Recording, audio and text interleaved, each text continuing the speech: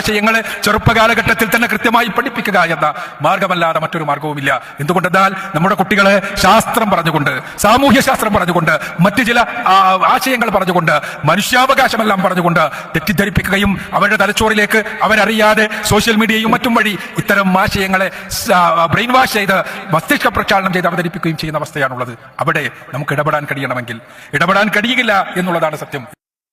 ഒരു നല്ല കച്ചവടക്കാരൻ, ആ കച്ചവടക്കാരൻ ഒരു ബിസിനസ്സിലേക്ക് എൻ്റർ ചെയ്യുന്ന സമയത്ത് എപ്പോഴാണ് ആ കച്ചവടം തുടങ്ങാൻ പറ്റിയ സമയം എന്നും എങ്ങനെയാണ് നമ്മുടെ കയ്യിലുള്ള ഒരു വസ്തു എങ്ങനെയാണ് ശരിയായ രീതിയിൽ കച്ചവടം മാർക്കറ്റ് ചെയ്യേണ്ടത് എന്നൊക്കെ നന്നായിട്ട് അറിയാവുന്ന, കച്ചവടം തുടങ്ങാൻ അല്ലെങ്കിൽ ആ മാർക്കറ്റിലേക്ക് ഇറങ്ങാനുള്ള കൃത്യമായിട്ടുള്ള സമയവും സാഹചര്യവും ഒക്കെ മനസ്സിലാക്കാൻ കഴിവുള്ള ആളാണ്.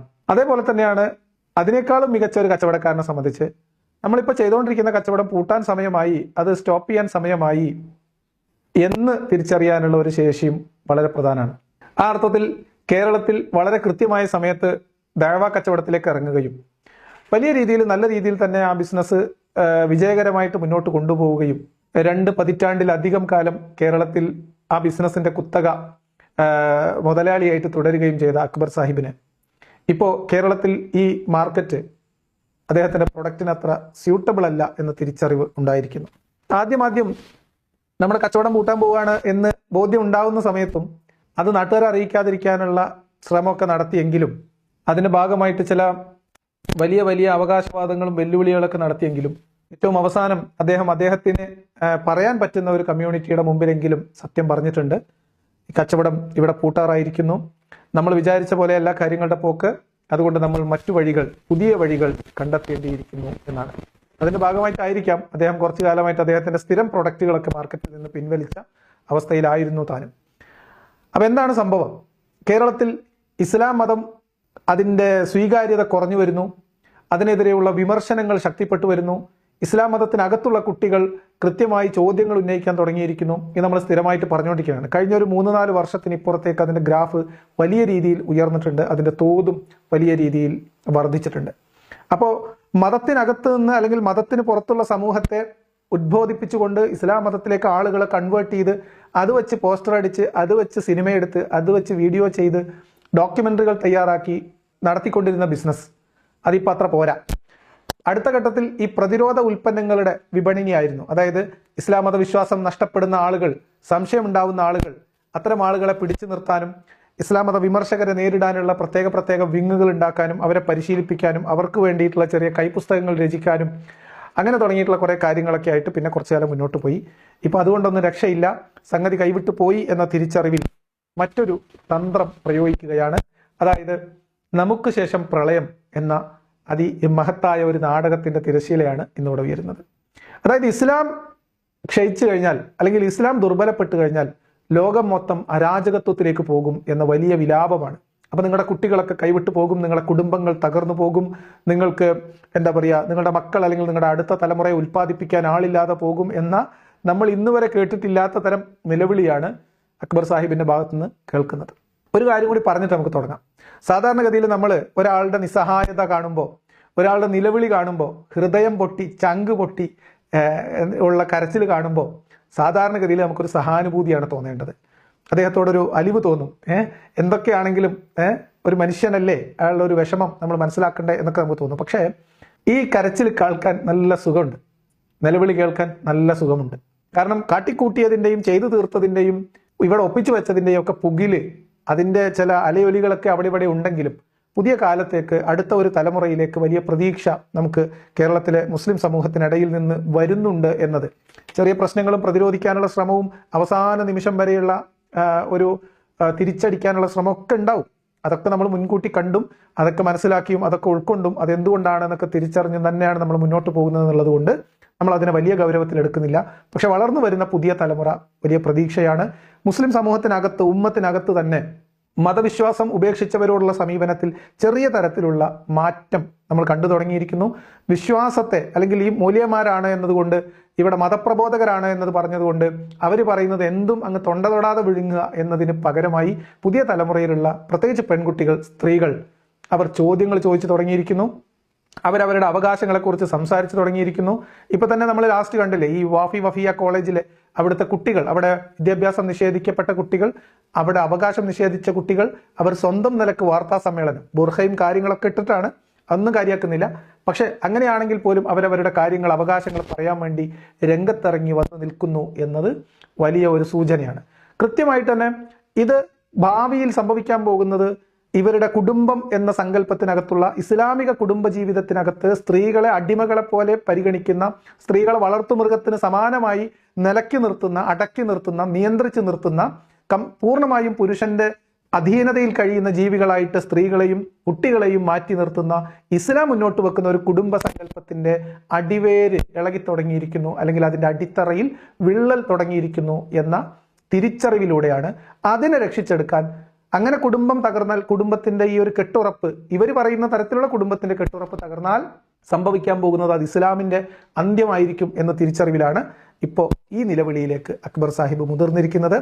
അതുകൊണ്ട് നാം ഇനിയും ഉണർന്നില്ലെങ്കിൽ എന്നാണ്, ഇപ്പോൾ മുസ്ലിങ്ങൾ ഉണരണം, ഉമ്മത്തെ നിങ്ങൾ ഉണരണം എന്നാണ് അക്ബർ സാഹിബ് പറയുന്നത്. നമുക്ക് അദ്ദേഹത്തിന്റെ വാക്കുകളിലൂടെ ഒന്ന് പോയി നോക്കാം. അദ്ദേഹത്തിന്റെ ഒരു പ്രത്യേകത എന്താ വെച്ചാൽ, കഥ പറഞ്ഞ് തുടങ്ങാൻ അങ്ങനെ വളരെ മൈൽഡായിട്ട് തുടങ്ങി പറഞ്ഞ് വലിയ ഒരു പർവ്വതത്തിന്റെ കുടിമുടി കയറി അവിടെ അവസാനിപ്പിക്കാനുള്ള അദ്ദേഹത്തിന്റെ ശേഷി, അദ്ദേഹത്തിന്റെ ആ ഒരു ശൈലി, അത് എന്നെ സംബന്ധിച്ച് വളരെ ആകർഷണീയമാണ്. എന്തായാലും നമുക്ക് അദ്ദേഹത്തിന്റെ ശൈലിയിൽ തന്നെ തുടങ്ങാം, നമുക്ക് പുറകെ പോകാം. ക്യാൻസർ എല്ലാവരും ഭയപ്പാടോടുകൂടി നോക്കുന്ന രോഗങ്ങളിലൊന്നാണ്.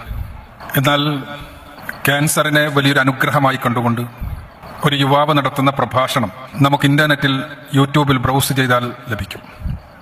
അതിന്റെ തലക്കെട്ട് ഗിഫ്റ്റഡ് വിത്ത് ക്യാൻസർ എന്നാണ്. ക്യാൻസറിനെ ഒരു ഗിഫ്റ്റായി കണ്ടുകൊണ്ട് പ്രഭാഷണം നടത്തിയ 36-കാരൻ അലി ബനാത്ത് എന്ന് പറയുന്ന ഒരു ഓസ്ട്രേലിയൻ യുവാവിന്റെ വളരെ ഹൃദയസ്പർശിയായിട്ടുള്ള ഒരു കഥയെ മുൻനിർത്തി അദ്ദേഹം ഇവിടെ 2 കാര്യങ്ങളിലേക്കാണ് പോകുന്നത്. ഒന്ന്, കുടുംബത്തിലേക്ക് എത്തണം.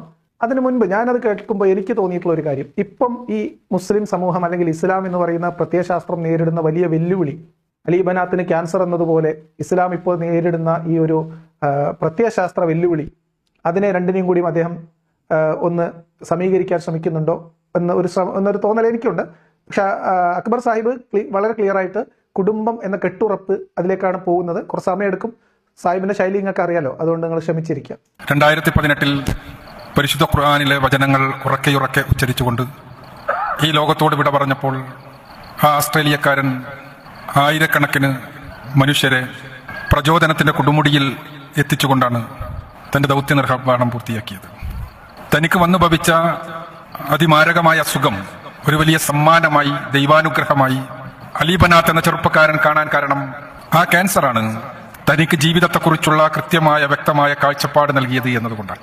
ഓക്കെ, അപ്പൊ ക്യാൻസർ വന്നു, മരിക്കും എന്ന ബോധ്യം ഉണ്ടാവുന്നു, അല്ലെങ്കിൽ മാരകമായിട്ടുള്ള ക്യാൻസർ രോഗത്തിന് അടിമപ്പെടുന്ന സമയത്ത് അദ്ദേഹത്തിന് ഒരു തിരിച്ചറിവുണ്ടാവുന്നു. ആ തിരിച്ചറിവിൽ അദ്ദേഹം ഇസ്ലാമിലേക്ക് മടങ്ങുന്നു എന്നുള്ളതാണ് കഥ.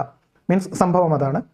ഇങ്ങനെ ക്യാൻസർ രോഗിയാണ് എന്ന് അദ്ദേഹം തിരിച്ചറിഞ്ഞ ഘട്ടത്തിൽ, അല്ലെങ്കിൽ അദ്ദേഹം അതുവരെ അനുവർത്തിച്ചു വന്നിരുന്ന വലിയൊരു വ്യവസായിയായിരുന്ന, വലിയ കച്ചവടക്കാരനായിരുന്ന, വലിയ ധനികനായിരുന്ന ഈ യുവാവ്, ഇദ്ദേഹത്തിന് അസുഖം മനസ്സിലായപ്പം സാമൂഹ്യ സേവന പ്രവർത്തനങ്ങളിലേക്ക്, ആതുര സേവന പ്രവർത്തനങ്ങളിലേക്ക്, റിലീഫ് പ്രവർത്തനങ്ങളിലേക്ക് തിരിയുകയും അദ്ദേഹത്തിന്റെ സമ്പത്തിന്റെ വലിയൊരു ഭാഗം അതിനുവേണ്ടി ചെലവഴിക്കുകയും അതുപോലെ തന്നെ ആ രീതിയിൽ അദ്ദേഹം ഒരു ഫൗണ്ടേഷനൊക്കെ ഉണ്ടാക്കിയിട്ട് അതിന്റെ പ്രവർത്തനങ്ങൾ തുടങ്ങുകയും ചെയ്തു എന്നുള്ളതാണ് സംഭവം. കോടീശ്വരനായ കച്ചവടക്കാരൻ, വീട്ടിനു മുന്നിൽ ഏറ്റവും വിലപിടിപ്പുള്ള കാറുകൾ ഒരുപാടെണ്ണം നിർത്തിയിടുവാൻ കഴിഞ്ഞിരുന്നയാൾ, ഏറ്റവും നല്ല ബ്രാൻഡുകൾ മാത്രം ഉപയോഗിച്ച് വസ്ത്രം ധരിച്ചിരുന്ന, ചെരുപ്പ് ധരിച്ചിരുന്ന, ഷൂ ധരിച്ചിരുന്ന മനുഷ്യൻ, ആഡംബരത്തിന്റെ പ്രതിഫലനമായ വാച്ചുകൾ ധരിച്ചിരുന്ന മനുഷ്യൻ, അങ്ങനെ ആഡംബരത്തിന്റെ പറുദീസയിൽ ആറാടിക്കൊണ്ടിരുന്ന ആൾക്കാണ് ക്യാൻസർ ഡയഗ്നോസ് ചെയ്യപ്പെടുന്നത്. ഓക്കെ, അങ്ങനെ ധനികനും ഒക്കെ ആയിട്ടുള്ള ഒരാൾക്ക് ഇതുപോലെ അസുഖം വരുന്ന സമയത്ത് അദ്ദേഹം ഖുർആനിലേക്ക് മടങ്ങുന്നു എന്നും ഇസ്ലാമിലേക്ക് മടങ്ങുന്നു എന്നും, അങ്ങനെ ഇസ്ലാം ഞാൻ എന്താണ്, ഞാൻ എന്തിനു ജീവിക്കണം, എൻ്റെ ജീവിതത്തിന്റെ ലക്ഷ്യം എന്താണ്, അർത്ഥം എന്താണ് എന്നുള്ള ഒരു മൗലികമായിട്ടുള്ള ചിന്തയിലേക്ക് വന്നു എന്നും, ആ ചിന്തയാണ് അദ്ദേഹത്തെ കൊണ്ട് ഇത്തരം പ്രവർത്തനങ്ങളിലേക്കൊക്കെ ഇറങ്ങിത്തിരിച്ചത് എന്നുള്ള ഒരു അവകാശവാദം, അതിൻ്റെ ഒരു ക്രെഡിറ്റ് ഖുർആനും ഇസ്ലാമും എടുക്കുകയാണ് ചെയ്യുന്നത്. ആ വ്യക്തി ആ രീതിയിൽ സംസാരിച്ചിട്ടുണ്ടാവാം, ആ വ്യക്തിക്ക് അങ്ങനെ തോന്നിയിട്ടുണ്ടാവാം. അതിനെക്കുറിച്ച് ഞാൻ പറയാം. നമ്മുടെ വിഷയം ഇന്ന് അതൊന്നുമല്ല, എങ്കിലും ഇദ്ദേഹം പറഞ്ഞതുകൊണ്ട് അതിനെക്കുറിച്ച് ചെറിയൊരു സൂചന തന്നിട്ട് വേണം നമുക്ക് മുന്നോട്ട് പോകാൻ. അവിടെ നിന്നാണ് അദ്ദേഹം തിരിച്ചറിയുന്നത് ഈ ജീവിതത്തിന്റെ അർത്ഥം വില കൂടിയ വസ്തുക്കളെ സ്വന്തമാക്കുന്നതിലല്ല, മറിച്ച് അവയെല്ലാം തനിക്ക് നൽകിയ സർവേശ്വരനെ തൃപ്തിപ്പെടുത്തുന്നതിലാണ് എന്ന്. അവിടെ നിന്ന് അലി ബനാത്ത് ഒരു കൊടുങ്കാറ്റായി മാറുകയായിരുന്നു. പട്ടിണി കിടക്കുന്ന പ്രദേശങ്ങളിലൂടെ കടന്നു ചെന്ന് പാവപ്പെട്ട കുട്ടികളുടെ കണ്ണീരൊപ്പുവാൻ വേണ്ടി തനിക്ക് താൻ ആഡംബരമായി ഉപയോഗിച്ച വസ്തുക്കൾ വിൽക്കുന്നതിൽ അദ്ദേഹത്തിന് ഒരു പ്രയാസവും തോന്നിയില്ല. ഇവിടെയാണ് വളരെ എങ്ങനെയാണ് ഇവർ ഇതിനെയൊക്കെ യൂസ് ചെയ്യുന്നത് എന്നുള്ളത്. അലി ബനാത്ത് എന്ന് പറയുന്ന ഒരു ചെറുപ്പക്കാരൻ, അയാൾ വിശ്വാസിയായിരുന്നിരിക്കാം, ആ വിശ്വാസം അയാളുടെ ഉള്ളിലുണ്ടായിരുന്നിരിക്കാം. അസുഖമാണ് എന്ന് വരുന്ന സമയത്ത് മരണത്തെ മുഖാമുഖം കാണുന്ന ഒരു ഘട്ടത്തിൽ അദ്ദേഹത്തിന് മരണഭയം വർദ്ധിച്ചിരിക്കാം. അതുകൊണ്ട് അദ്ദേഹം പിന്നീട് മരണം എന്തായാലും ഉറപ്പായി കഴിഞ്ഞ സ്ഥിതിക്ക് മരണാനന്തരമുള്ള ജീവിതം അതിലേക്കുള്ള ഒരു ശ്രമം എന്ന തരത്തിൽ അദ്ദേഹം പഠിച്ചതും പറഞ്ഞതും അദ്ദേഹത്തിനോട് പിന്നീട് ലഭിച്ച ഉപദേശങ്ങളും എല്ലാം ചേർത്ത് അദ്ദേഹത്തിന്റെ ജീവിതത്തിൽ അദ്ദേഹത്തിന്റെ സമ്പത്തും കാര്യങ്ങളൊക്കെ റിലീഫ് പ്രവർത്തനങ്ങൾക്ക് ഉപയോഗിച്ചേക്കാം. എന്നാൽ അത് ആ വ്യക്തിയുടെ പ്രത്യേകതയായിട്ടാണ് നമ്മൾക്ക് കാണാൻ കഴിയൂ. ആ വ്യക്തിയുടെ അതിന്റെ പോസിറ്റീവ് നെഗറ്റീവ് മരണപ്പെട്ടു പോയ ഒരു വ്യക്തിയുടെ മാനസികാവസ്ഥയെയോ ഒന്നും നമ്മളിപ്പോൾ ഇവിടെ അപഗ്രഥിക്കാൻ ശ്രമിക്കുന്നില്ലെങ്കിലും ഇതിൽ ഇസ്ലാം എന്ന് പറയുന്ന ഈ മതത്തിനോ ഗ്രന്ഥത്തിനോ വിശ്വാസത്തിനോ ആ വ്യക്തി മുസ്ലിമായിരുന്നത് കൊണ്ടാണ് ഇത് സംഭവിച്ചതോ എന്നതിനോ യാതൊരു തെളിവും നമുക്ക് വെക്കാൻ കഴിയില്ല. എന്ന് മാത്രമല്ല, നിങ്ങൾ ആലോചിച്ച് നോക്കൂ, ഒരു അസുഖം വന്ന് മരണാസന്നനായി നിൽക്കുന്ന ഒരു യുവാവിന്റെ പ്രവർത്തികളെ അതിനെ തികഞ്ഞ ബഹുമാനത്തോടു കൂടി അദ്ദേഹം ചെയ്ത പ്രവർത്തികളോടുള്ള എല്ലാ ബഹുമാനവും ആദരവും അർപ്പിച്ചുകൊണ്ട് നമ്മൾ മാറ്റി നിർത്തിയിട്ട് ഖുർആനാണ് ഇത്തരം പ്രവർത്തനങ്ങൾക്കുള്ള പ്രചോദനമെങ്കിൽ അത് ഈ വ്യക്തിയെ നമ്മൾ മാറ്റിയിട്ടോ. ഇതുപോലെ ധനികരായ ധനാഢ്യരായിട്ടുള്ള ആളുകൾ, സമ്പത്തിന്റെ മുകളിൽ കിടന്നുറങ്ങുന്ന ആളുകൾ, വിശ്വാസികളായിട്ടുള്ള ആളുകൾ ഒരു സ്റ്റെപ്പ് കൂടി കടന്നിട്ട് മതപ്രബോധനവും അതിന്റെ പ്രചാരണവും വരുമാന മാർഗമായി സ്വീകരിച്ചിട്ടുള്ള ആളുകൾ, അതിനുവേണ്ടി സ്ഥാപനങ്ങൾ നടത്തുന്ന ആളുകൾ, അതിന്റെ ഭാഗമായിട്ടുള്ള ബിസിനസ്സിൽ ഏർപ്പെട്ടിരിക്കുന്ന ആളുകൾ, വിവിധ രാജ്യങ്ങളിൽ അതുമായി ബന്ധപ്പെട്ട ബിസിനസ്സുകൾ നടത്തുന്ന ആളുകൾ, ദഅവത്തിന് വേണ്ടി ദഅവ സംഘടനകളിൽ നിന്ന് ഇതിനു വേണ്ടിയിട്ടുള്ള സ്ഥാപനങ്ങളിൽ നിന്ന് പണം സ്വീകരിക്കുന്ന ആളുകൾ, അങ്ങനെ ആഡംബര ജീവിതം നയിക്കുന്ന ആളുകൾ എന്തുകൊണ്ടാണ് ഇത്തരം പ്രവർത്തനങ്ങളിലേക്ക് ഈ അലി ബനാത്ത് ഇറങ്ങി പുറപ്പെട്ടതുപോലെ അവരുടെ കയ്യിലുള്ള കാറും വിറ്റ് അവരുടെ ആഡംബര വസ്തുക്കളും വിറ്റ് വീടും വിറ്റ് ഇറങ്ങിത്തിരിക്കാത്തത്? ചിന്തിച്ചു നോക്കാം.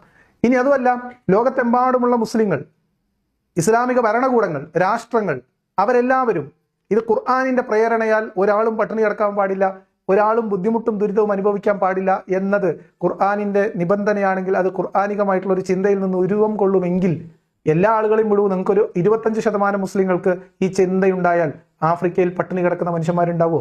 പുറത്തുള്ളത് വിടൂ, ഇസ്ലാമിക രാഷ്ട്രങ്ങളുടെ കാര്യമാണ് പറയുന്നത്.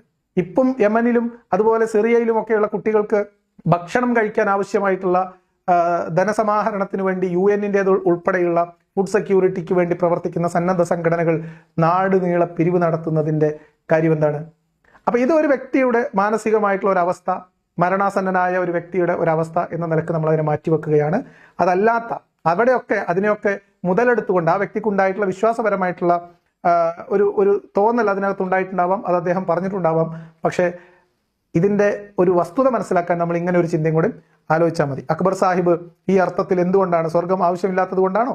ഖുർആനിന്റെ പ്രേരണ ഉൾക്കൊള്ളാത്തത് കൊണ്ടാണോ നമ്മളുടെ സമ്പത്ത് കാര്യങ്ങളൊക്കെ മുഴുവനായിട്ട് അങ്ങ് ചെലവഴിച്ചിട്ട് ആതുര സേവനത്തിന് ഇറങ്ങാത്തത്? അല്ലെങ്കിൽ വേറെ ധനാഢ്യന്മാരായിട്ടുള്ള ആളുകളില്ലേ, ഇല്ലാത്തത് കൊണ്ടാണോ? വെറുതെ ചിന്തയ്ക്ക് വിടുന്നു. ബാക്കി നമുക്ക് ഇന്നത്തെ വിഷയം, ഇദ്ദേഹം ഇതൊക്കെ പറഞ്ഞു വന്നത് ഈ ഖുർആനാണ്. ഈ ഖുർആൻ പഠിപ്പിക്കുന്ന ഏറ്റവും പ്രധാനപ്പെട്ട മൂല്യമാണ് ബന്ധങ്ങൾ എന്നാണ്. ബന്ധം അതുവഴി ബന്ധനം, കുടുംബം, അങ്ങനെ പോകും. അപ്പൊ നമ്മൾ യഥാർത്ഥത്തിലുള്ള വിഷയത്തിലേക്ക് പതിയെ എത്തുകയാണ്.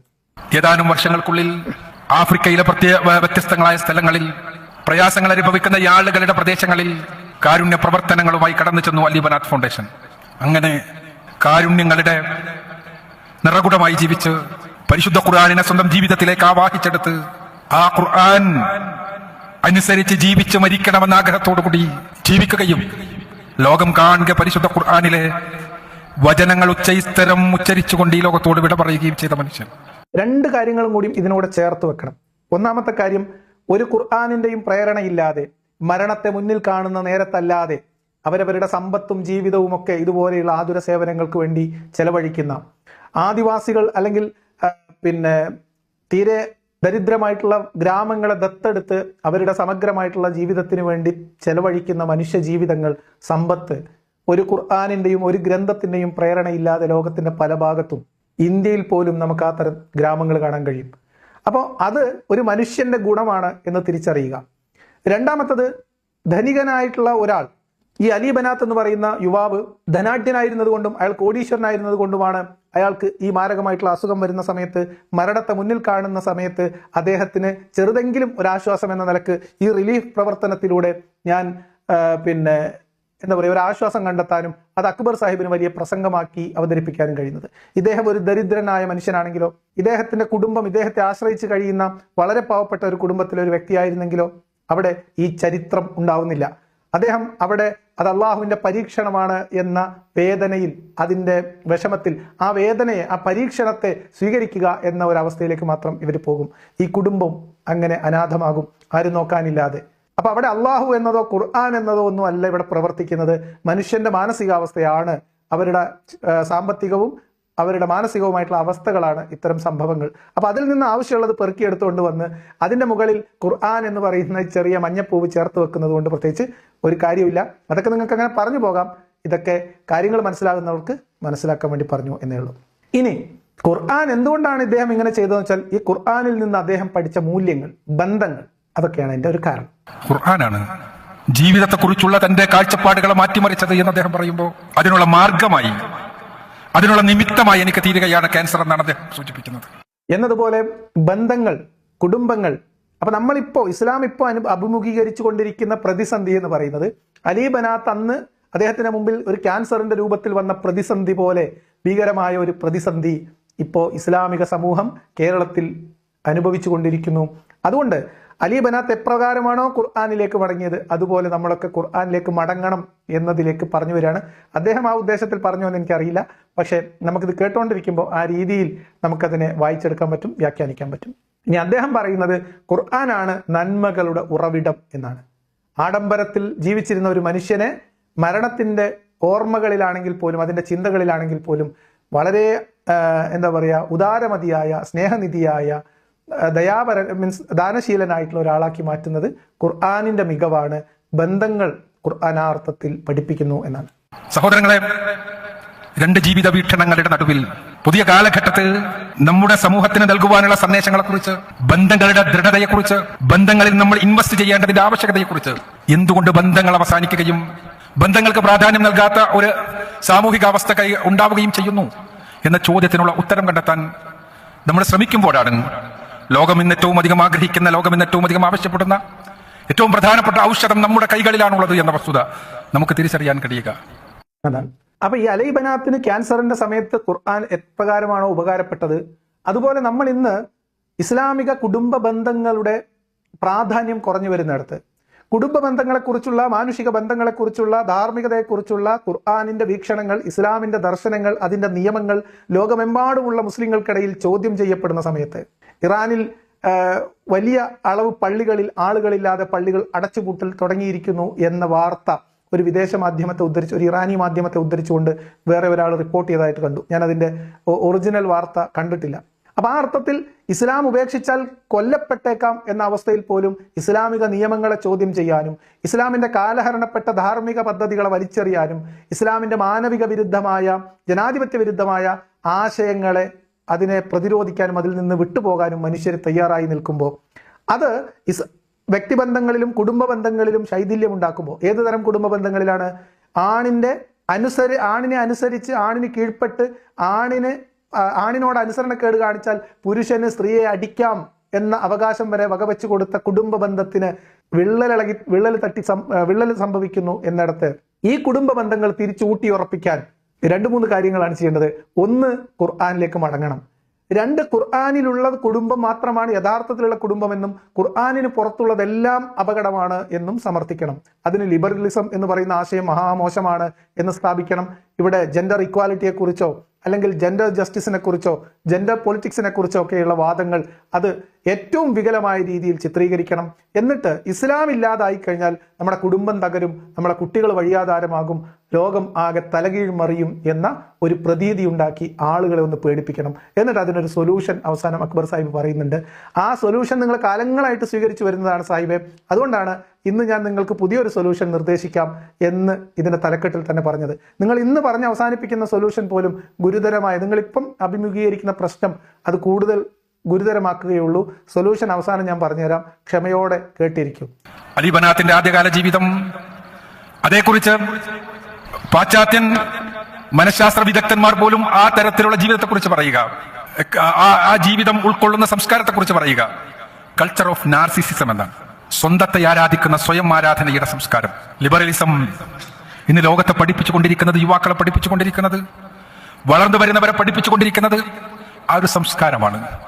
ലിബറലിസം എന്ന് പറഞ്ഞാൽ നാർസിസ്റ്റിക് ആയിട്ടുള്ള ഒരു അവസ്ഥയിലേക്ക് ആളുകളെ കൊണ്ടെത്തിക്കുന്നു എന്ന അബദ്ധമെന്നോ വിവരക്കേടെന്നൊന്നും പറയാൻ പറ്റില്ല. കേട്ടോണ്ടിരിക്കുന്ന ആളുകളെ വിഡ്ഢികളാക്കുന്ന ഏർപ്പാട്.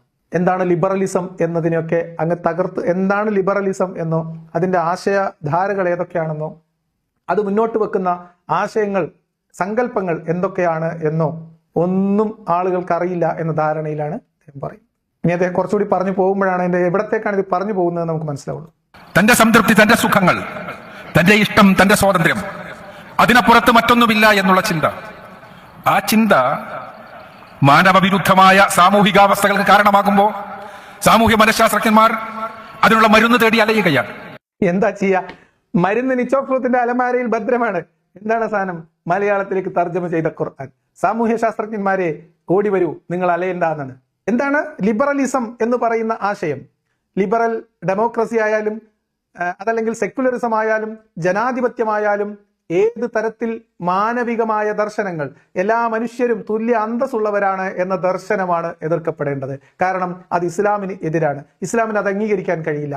പിന്നെ ഏതെങ്കിലും തരത്തിലുള്ള അധികാര സ്ഥാപനങ്ങൾക്ക്, ഏതെങ്കിലും ഒരു രാജ്യഭരണത്തിന്, ഏതെങ്കിലും ഒരു അതോറിറ്റേറിയൻ ആയിട്ടുള്ള ഭരണകൂടത്തിന്, അതല്ലെങ്കിൽ ഏതെങ്കിലും തരത്തിലുള്ള ഏകാധിപത്യ സങ്കല്പങ്ങൾക്ക്, അത്തരം സ്ഥാപനങ്ങൾക്ക്, അത്തരം അധികാര കേന്ദ്രങ്ങൾക്ക് പ്രാമുഖ്യം നൽകുന്ന വ്യക്തികൾക്കും പ്രജകൾക്ക്, സാധാരണക്കാരനായിട്ടുള്ള മനുഷ്യർക്ക്, ഇൻഡിവിജ്വൽസിന് യാതൊരു പ്രസക്തിയുമില്ലാത്ത ആശയങ്ങളെ ചെറുക്കുകയും വ്യക്തികൾക്ക് പ്രാധാന്യം നൽകിക്കൊണ്ടുള്ള ഒരു ജനാധിപത്യ വ്യവസ്ഥതയ്ക്ക് കീഴിൽ എല്ലാ പൗരന്മാർക്കും ഒരു തുല്യമായിട്ടുള്ള പ്രാധാന്യം നൽകുന്ന, അവരുടെ ചിന്തകൾക്കും അവരുടെ വ്യക്തിത്വത്തിനും അവരുടെ സ്വാതന്ത്ര്യത്തിനും അവരുടെ അവകാശങ്ങൾക്കുമൊക്കെ തുല്യത കൽപ്പിക്കുന്ന ഒരു ലിബറൽ ഡെമോക്രസി എന്ന് പറയുന്ന ആശയം അത് ഇസ്ലാമിന് അംഗീകരിക്കാൻ കഴിയില്ല.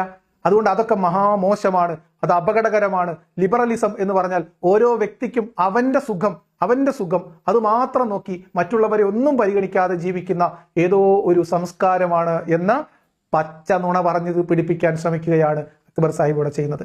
ഏതൊരു കുട്ടിക്കും വെറുതെ ഒന്ന് ഗൂഗിൾ ചെയ്ത് നോക്കിയാൽ അറിയാം എന്താണ് ലിബറലിസം, എന്തൊക്കെയാണ് അതിന്റെ ചിന്താധാരകൾ, അതിന്റെ തത്വചിന്താപരമായിട്ടുള്ള കാലത്ത് മുതൽ ആധുനിക ലോകത്ത് എങ്ങനെയാണ് ലിബറലിസം പ്രവർത്തിക്കുന്നത്, ഏതൊക്കെയാണ് ലിബറൽ ഡെമോക്രാറ്റിക് രാജ്യങ്ങൾ, അത്തരം ഭരണകൂടങ്ങൾ. ഇന്ത്യയെ പോലും നമുക്ക് വേണമെങ്കിൽ ഒരു ലിബറൽ ജനാധിപത്യ രാജ്യം എന്ന പരിധിയിൽ കൊണ്ടുവരാവുന്നതാണ്. കാരണം ഇവിടെ വ്യക്തികളുടെ അവകാശങ്ങൾക്ക്, അവരുടെ അഭിപ്രായ സ്വാതന്ത്ര്യത്തിന്, അവരുടെ സ്വാതന്ത്ര്യത്തിനൊക്കെ വില കൽപ്പിക്കുന്ന, ഓരോ വ്യക്തിക്കും അവരർഹിക്കുന്ന സ്ഥാനമുള്ള അധികാരങ്ങൾ ഇങ്ങനെ വികേന്ദ്രീകരിച്ച് കിടക്കുന്ന ഒരു ജനാധിപത്യ വ്യവസ്ഥയാണ്.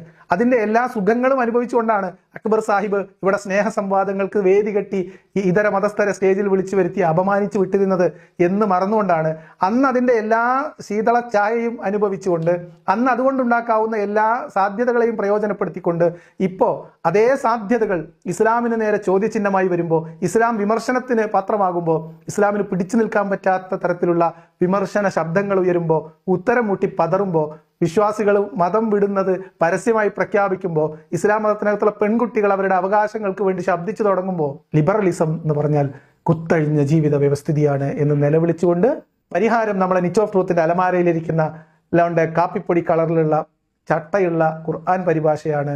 സാമൂഹ്യ ശാസ്ത്രജ്ഞന്മാര് പരിഹാരം തേടി അലയാണ്. എന്തിനറിയോ? ലിബറൽ ചിന്തകൾക്ക്, വ്യക്തി സ്വാതന്ത്ര്യത്തിൽ അധിഷ്ഠിതമായിട്ടുള്ള സാമൂഹ്യ ഘടനയ്ക്ക്, ധാർമ്മിക പദ്ധതികൾക്ക്, ഇതിനൊക്കെ പരിഹാരം തേടി സാമൂഹ്യ ശാസ്ത്രജ്ഞന്മാർ അലയുകയാണ് എന്നാണ്. എല്ലാ സാമൂഹ്യ ശാസ്ത്രജ്ഞന്മാരും എത്രയും പെട്ടെന്ന് അടുത്ത ഫ്ലൈറ്റിൽ മദീനയിലേക്ക് ഫ്ലൈറ്റ് പിടിച്ചു പോകണം. അവിടെ ഖുർആൻ പലതരത്തിലോ 7, 8, 10 തരത്തിലൊക്കെ ഖുർആൻ കിട്ടും. ഏതെങ്കിലും തരത്തിലുള്ള ഒരു ഖുർആൻ, വ്യത്യസ്ത ഖുർആനൊക്കെ ഉണ്ട്, കാര്യാക്കണ്ടെങ്കിൽ ഏതെങ്കിലും ഖുർആൻ എടുത്തിട്ട് അത് ഇതിനെല്ലാത്തിനുമുള്ള പോംവഴിയാണ് എന്ന് ശാസ്ത്രീയമായി പാശ്ചാത്യ ശാസ്ത്രജ്ഞന്മാർ പോലും എന്നാണ്. അപ്പൊ അവിടെ ചെന്നാലേ ഇതിനൊരു സ്വീകാര്യത ഉണ്ടാവുള്ളൂ അക്ബർ സാഹിബിന് പോലും. അതുകൊണ്ട് എല്ലാവരും അങ്ങോട്ട് വണ്ടി കയറിക്കോളൂ എന്നാണ് പറയാനുള്ളത്. നമ്മൾ വിചാരിക്കുന്നതിനേക്കാൾ ആഴമുള്ളതാണ് ആ ജീവിതക്രമം ലോകത്തിന് സംഭാവന ചെയ്തുകൊണ്ടിരിക്കുന്ന അപകടകരമായ അവസ്ഥ എന്നുള്ളതാണ് യാഥാർത്ഥ്യം. പരിശുദ്ധ ഖുർആൻ കുടുംബജീവിതത്തിന്റെ, ദാമ്പത്യ ജീവിതത്തിന്റെ അടിത്തറയായി എടുത്തു പറഞ്ഞ സ്നേഹകാരുണ്യങ്ങൾ, വമിൻ ആയാതിഹി അൻ ഖലഖ ലക്കും മിൻ അൻഫുസികും അസ്വാജൻ ലിതസ്കുനു ഇലൈഹാ ഞാനിത് പലതവണ പറയണമെന്ന് വിചാരിച്ചാണ്. അക്ബർ സാഹിബ് കുറച്ചും കൂടി ഖുർആൻ ഓതുമ്പോൾ കുറച്ചുകൂടി ശ്രദ്ധിക്കണം. കലക്കലക്കും എന്നൊന്നല്ല, ഹലക്കലക്കും എന്നാണ്. ഹലക്ക തജ്വീദൊക്കെ ഒന്നുകൂടി ശ്രദ്ധിക്കാം. ഇത് ആക്ഷേപിക്കാൻ വേണ്ടി പറയുന്നതല്ല. ഇത് കേൾക്കുമ്പോൾ വിശ്വാസികൾക്ക് തന്നെ ഒരു അസ്വസ്ഥത തോന്നാൻ സാധ്യതയുള്ളത് കൊണ്ട് നിങ്ങൾ വിശ്വാസത്തെയാണല്ലോ പ്രതിനിധീകരിക്കുന്നത്. ഒരു കലക്കലക്കും എന്നുള്ളതിനെ ഹലക്കലക്കും എന്നാക്കാൻ വേണ്ടി വലിയ പണിയൊന്നുമില്ല. ഒന്ന് ശ്രമിച്ചാൽ അത് നടക്കുന്ന കാര്യമാണ്. അപ്പോൾ അതവിടെ നിൽക്കട്ടെ. ഇനി ഇസ്ലാമിന്റെ കുടുംബജീവിതമാണ് ഇതിനൊക്കെ പരിഹാരം, പ്രതിവിധി എന്നാണ്. ഇസ്ലാമിന്റെ കുടുംബജീവിതം എന്ന് പറഞ്ഞു കഴിഞ്ഞാലോ, ഇസ്ലാമിന്റെ കുടുംബജീവിതം എന്ന് പറഞ്ഞാൽ അത് സ്നേഹവും കാരുണ്യവും കൊണ്ട് ഊട്ടിയുറപ്പിക്കപ്പെട്ടതാണ് എന്നാണ്. നിങ്ങൾക്ക് നിങ്ങളുടെ ഇണകളെ, മനുഷ്യന്മാർക്ക് മനുഷ്യന്മാരിൽ നിന്ന് തന്നെ ഇണകളെ സൃഷ്ടിച്ചു എന്നതാണ് അതിന്റെ ഏറ്റവും വലിയ തെളിവ്. തീർച്ചയായും മനുഷ്യർക്ക് അവരിൽ നിന്ന് തന്നെ ഇണകളെ ഉണ്ടാക്കി കൊടുത്ത പടച്ചതമായ ബ്രാൻഡ് പ്രവർത്തനം ഏറ്റവും വലിയ അത്ഭുതങ്ങളിൽപ്പെട്ടതാണ്. ഏറ്റവും വലിയ അത്ഭുതങ്ങളിൽപ്പെട്ടത്. അപ്പൊ ഇത് കേൾക്കുമ്പോൾ നിങ്ങൾക്ക് തോന്നും ബാക്കിയുള്ള ജീവികൾക്കൊക്കെ വേറെ വേറെ ഇണകളാണോ എന്ന്. അല്ല, അങ്ങനെ വേറെ വേറെ ഇണകളുടെ സാധ്യതകൾ ചർച്ച ചെയ്തിട്ടുള്ളത് ആകെ ഇസ്ലാം മാത്രമാണ്, ഇസ്ലാമിന്റെ കർമ്മശാസ്ത്രം മാത്രമാണ്. ഒരു പട്ടിയായ ഒരു സ്ത്രീക്ക് പട്ടിയിൽ ഒരു കുട്ടി ജനിച്ചാൽ, പട്ടി മനുഷ്യൻ ഉണ്ടായാൽ ആ പട്ടി മനുഷ്യനെ എന്ത് ചെയ്യണം? അയാളെ ഇമാമ് നിർത്താൻ പറ്റുമോ? അയാളെ ഉൽഹിയത്ത്, അതേപോലെ തന്നെ ഈ പിന്നെന്താ പറയുക, ആടോ പോത്തൊക്കെ ആയിട്ടുള്ള ബന്ധത്തിലൂടെ മനുഷ്യർക്ക് കുട്ടി ജനിച്ചാൽ അതിനെ ഉൽഹിയത്ത് ഇറക്കാൻ പറ്റുമോ എന്ന് തുടങ്ങിയിട്ടുള്ള ചർച്ചകളൊക്കെ ലോകത്താകെ നടന്നിട്ടുള്ളത് ഇസ്ലാമിന്റെ രീതിശാസ്ത്രത്തിലാണ്. അപ്പൊ അത് പോട്ടെ, ഞാനത് വിടാം. അപ്പൊ നിങ്ങൾ വിചാരിക്കും ഇതേപോലെ എല്ലാ ജീവികളും അതിൽ നിന്ന് തന്നെയാണല്ലോ ഇളകളെ സ്വീകരിക്കുന്നത്, ഇനി അതല്ലാത്ത ഏതെങ്കിലും സംവിധാനം ഉണ്ടോ, എന്താ നിങ്ങൾ ഇതുകൊണ്ട് ഉദ്ദേശിക്കുന്നതെന്ന് ചോദിക്കും. അത് അക്ബർ സാഹിബിന് അറിയാത്തതല്ല. മറ്റു ജീവികളിലും പോലെ തന്നെ മനുഷ്യരിൽ നിന്ന് തന്നെയാണ് ഇണകളെ സ്വീകരിക്കുന്നത്. പക്ഷേ മറ്റു ജീവികൾ എന്തിനു വേണ്ടിയിട്ടാണ് ഇണകളെ സ്വീകരിക്കുന്നത്? അതുപോലെ അല്ല ഇസ്ലാം എന്നിടത്താണ് അത്ഭുതം. കേട്ടോളി. ജീവികൾ ഒരുപാടുണ്ട്. എല്ലാവർക്കും ഇണജീവിതം നയിക്കുന്ന എല്ലാവർക്കും അവയിൽ നിന്ന് തന്നെയാണ് ഇണകൾ. പക്ഷേ മനുഷ്യനും അങ്ങനെ എന്ന് പറഞ്ഞുകൊണ്ട് അതിത്ര വലിയ അത്ഭുതമായി എന്ന് പറഞ്ഞുകൊണ്ട് പറയാൻ എന്താണ് കാരണം? കാരണം മറ്റൊന്നുമല്ല, അതിനുശേഷം പറയുന്ന കാര്യപാട് ബാക്കി ജീവികളിലെല്ലാം ഇണജീവിതം കേവലം പ്രത്യുൽപാദനത്തിൽ അവസാനിക്കുമ്പോൾ മനുഷ്യനിൽ അത് സമാധാനത്തിന്റെ, സ്നേഹത്തിന്റെ, ശാന്തിയുടെ, കാരുണ്യത്തിന്റെ, പാരസ്പര്യത്തിന്റെ, അങ്ങനെ കുടുംബജീവിതത്തിന്റെ, കുടുംബം എന്ന മഹത്തായ സ്ഥാപനത്തിന്റെ നിലനിൽപ്പിന് നിമിത്തമാകുന്നതാണ്. കുടുംബം എന്ന മഹത്തായ സ്ഥാപനത്തിന്റെ നിലനിൽപ്പ്. Note the point. കുടുംബം എന്ന മഹത്തായ സ്ഥാപനത്തിന്റെ നിലനിൽപ്പ് അത് ഏതെങ്കിലും തരത്തിലുള്ള കുടുംബം ആയാൽ പോരാ. ഇസ്ലാമിക കുടുംബജീവിതം, ഖുർആാനികമായിട്ടുള്ള കുടുംബജീവിതം, അതാണ് അള്ളാഹു ഒരുക്കി വെച്ചിട്ടുള്ള മഹാത്ഭുതം. എന്താണ് ഇസ്ലാമിന്റെ കുടുംബജീവിതത്തിന്റെ പ്രത്യേകത? അത് സ്നേഹത്തിന്റെ, പാരസ്പര്യത്തിന്റെ, ബഹുമാനത്തിന്റെ, കാരുണ്യത്തിന്റെ, കരുതലിന്റെ തേങ്ങാക്കോല. എന്താ ഇസ്ലാമിന്റെ കുടുംബജീവിതം? പുരുഷന് തന്റെ ആവശ്യ പൂർത്തീകരണത്തിന് വില കൊടുത്തു വാങ്ങി വീട്ടിൽ സൂക്ഷിക്കുന്ന സ്വകാര്യ സ്വത്ത് എന്ന രീതിയിൽ വീട്ടിൽ നമ്മൾ വളർത്തുന്ന, കൃഷിക്കോ മറ്റാവശ്യങ്ങൾക്കോ വളർത്തുന്ന വളർത്തുമൃഗത്തിന് സമാനമായ അവകാശങ്ങൾ മാത്രം നൽകിക്കൊണ്ട് പുരുഷന് കീഴൊതുങ്ങി, പുരുഷനെ അനുസരിച്ച്, പുരുഷന്റെ കീഴിൽ, പുരുഷന്റെ ആജ്ഞാനുവർത്തിയായി ജീവിക്കേണ്ടി വരുന്ന സ്ത്രീകളുടെ ലോകം, അതാണ് ഇസ്ലാമിലെ കുടുംബജീവിതം. ഇനിയോ പുരുഷൻ ഇസ്ലാമിലെ സ്ത്രീകളുടെ അവസ്ഥ, ഇസ്ലാം സ്ത്രീയെ പരിഗണിക്കുന്ന രീതിയൊക്കെ നമ്മൾ പറഞ്ഞു കഴിഞ്ഞാൽ കരഞ്ഞു കലങ്ങും സ്ത്രീകളുടെ തടവറ, സ്ത്രീകളുടെ ഖബറാണ് ഇസ്ലാമിലെ കുടുംബജീവിതം എന്ന് പറഞ്ഞാൽ. സ്വന്തം പിതാവ് മരണാസന്നനായി കിടക്കുന്ന സമയത്ത് ആ പിതാവിനെ ശുശ്രൂഷിക്കാൻ വീട്ടിൽ നിന്ന് ഇറങ്ങിപ്പോകണമെങ്കിൽ ഭർത്താവിന്റെ അനുവാദം വാങ്ങേണ്ടത് നിർബന്ധമാണ് എന്ന് നിയമം എഴുതി വെച്ച ഗ്രന്ഥം. ഭാര്യ അനുസരണക്കേട് കാണിക്കും എന്ന് തോന്നിയാൽ ആദ്യം ഉപദേശിക്കുക, പിന്നെ കിടപ്പറയിൽ അകറ്റി നിർത്തുക, അത് കഴിഞ്ഞിട്ടും നടക്കുന്നില്ലെങ്കിൽ നിങ്ങൾ അവരെ അടിക്കുക എന്നെഴുതി വെച്ച ഗ്രന്ഥം.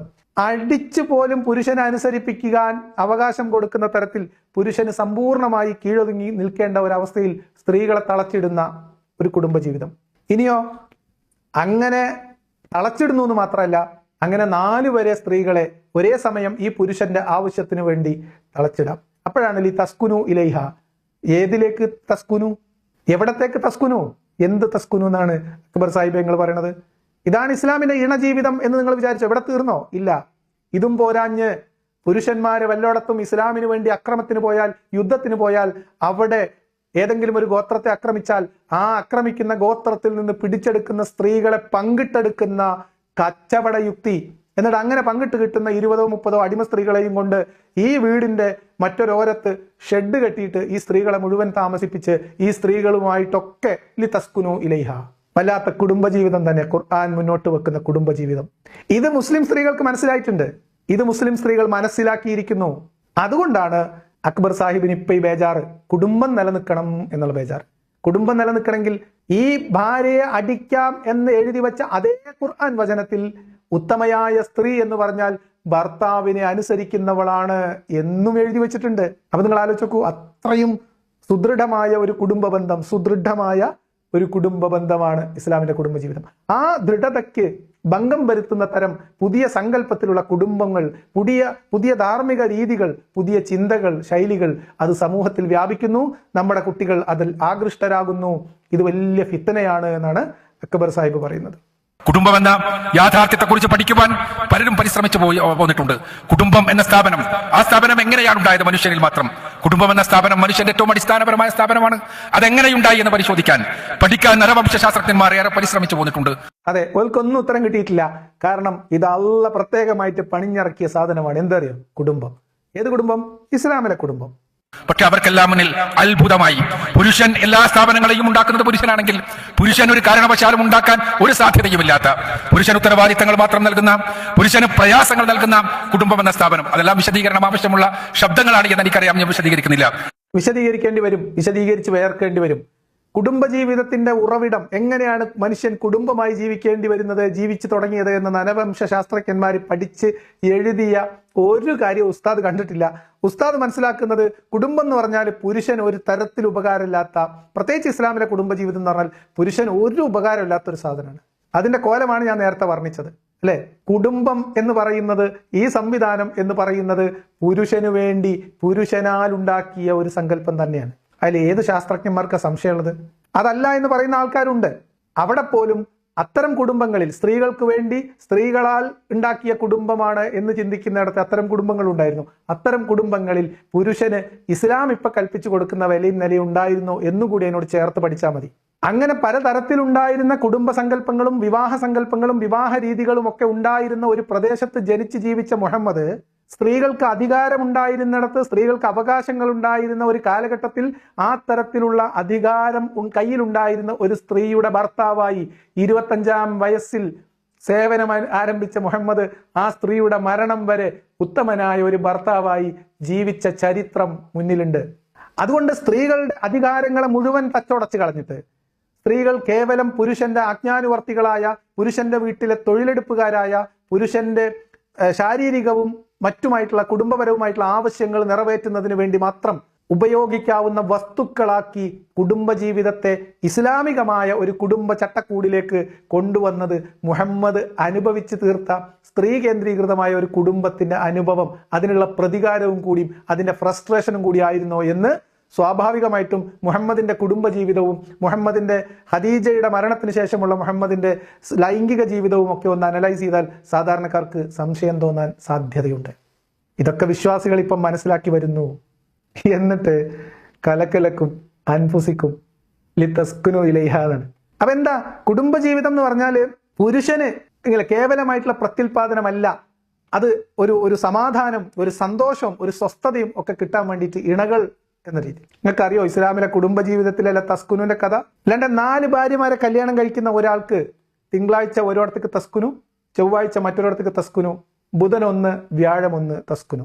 അപ്പൊ ഈ ബാക്കിയുള്ള 3 ദിവസം ഈ സ്ത്രീകൾ അവരെവിടത്തേക്കാണ് തസ്കുനു? അവരിങ്ങനെ കാത്തിരിക്കുക. പുതിയാപ്പിളയുടെ 3 റൗണ്ട് കഴിഞ്ഞ് 4ാമത്തെ ദിവസം പുതിയാപ്പിള വീട്ടിൽ വരുന്നത് വരെ ഈ സമാധാനത്തിനും ഈ ശാന്തിക്കും വേണ്ടി ഈ സ്ത്രീകൾ വീട്ടിൽ കാവലിരിക്കണം. അതാണ് ഇസ്ലാമിന്റെ കുടുംബജീവിതത്തിന്റെ സങ്കല്പം. പിന്നെ താഴ്വാരത്തിൽ പാർപ്പിച്ചിട്ടുള്ള അടിമ സ്ത്രീകളുടെ കഥ പറയണ്ടല്ലോ. എന്തിനാണ് അക്ബർ സാഹിബ് വെറുതെ ഇങ്ങനെ?